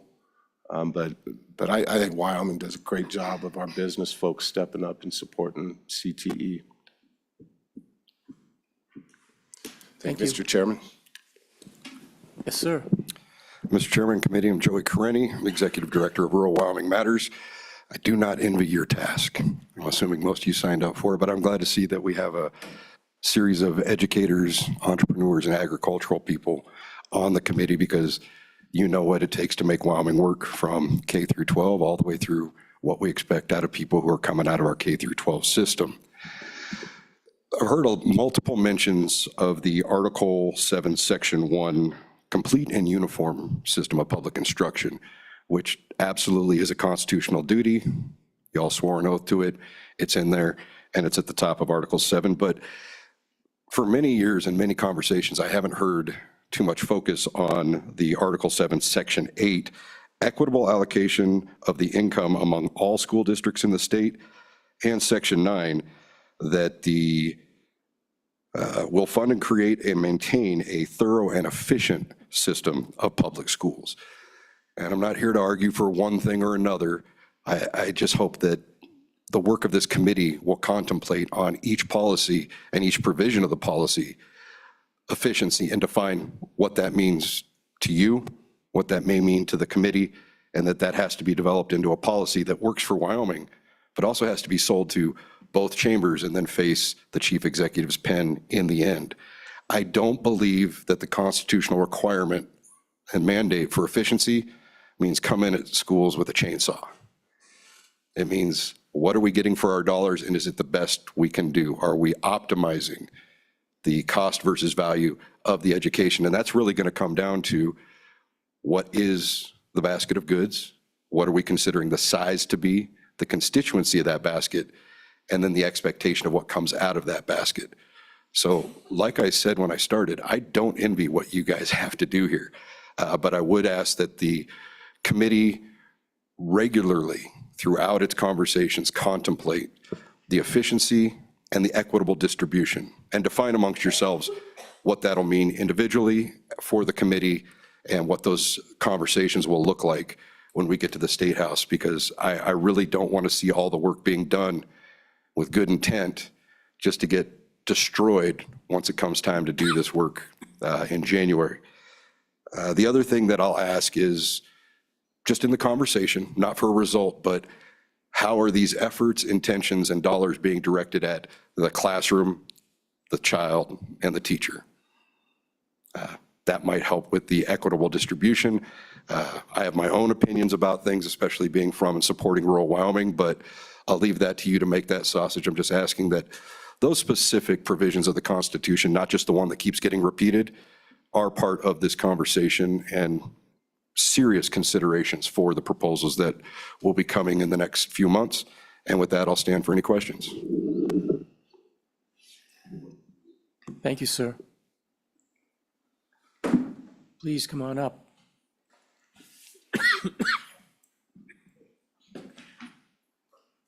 Senator, good to see you. Good morning, Mr. Chairman, For the record, my name is Affie Ellis. I am an attorney, and I'm representing Wyoming Virtual Academy, or I should say Stride K-12, which is the online curriculum provider for Wyoming Virtual Academy. I'm going to keep my phone open to keep this to 5 minutes because I do not want to stand between you and lunch. I know how that works. But I just wanted to thank the committee and all of you currently elected legislators for the passing House Bill 316. You'll recall that that bill was modeled after previous committees that created the Select Committee on Recalibration, but it did include some important language about looking at online and virtual education and funding for those schools. So as you may know, K-12 Stride provides the online curriculum for Wyoming Virtual Academy. WIVA has operated in Wyoming since 2009, and it serves approximately 700 students. Wyoming has utilized a brick and mortar funding model for these students. It's a program hosted through Niobrara School District. And I think you heard testimony from your consultants. We very much tie students and funding to where they're physically located, and that model really just doesn't make sense for an online school where we have students from across the state. So I provided the chairman with committee or copies of some reports that talk about how other states and other learning entities out there have looked at online funding for virtual students or funding for online virtual students.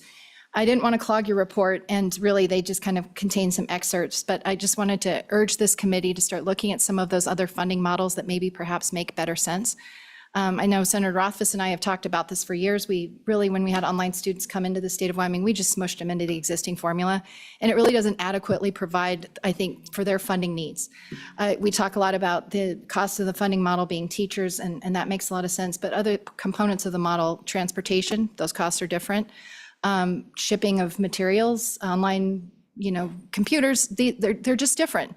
And so, I think that entities like WIVA could come to you and ask you to look at this independently, not in a recalibration session. I feel like legislators would say, well, come back during recalibration. So I think that's the feedback that they've received over the years, and that's why they're here today. So I'm happy to forward this information to you. Of note, Texas recently went and under a pretty aggressive review of their online funding formula. They have a report, and happy to provide you with pieces of that might make sense. By design, I did not come with a lot of information today. We've done some internal calculations of why we think there's a pretty big discrepancy in the per pupil amount that each student receives through the WIVA program. But we think it would be better for your consultants to look at that. They're great consultants, they have great information, and maybe can generate some ideas for you, and I'd rather you hear some of that from their mouth.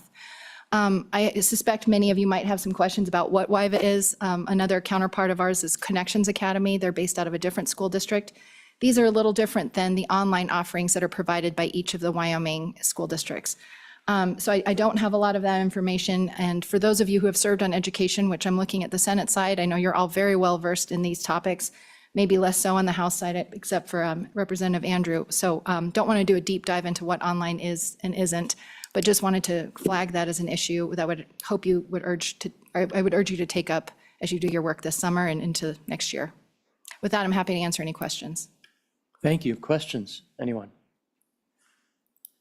Thank you so much. Appreciate it. Mr. Chairman, my only comment too is Niobrara District, just want to be very clear, they've been great partners through WIVA, but we just think it's time to start looking at other models. Thank you. Thank you.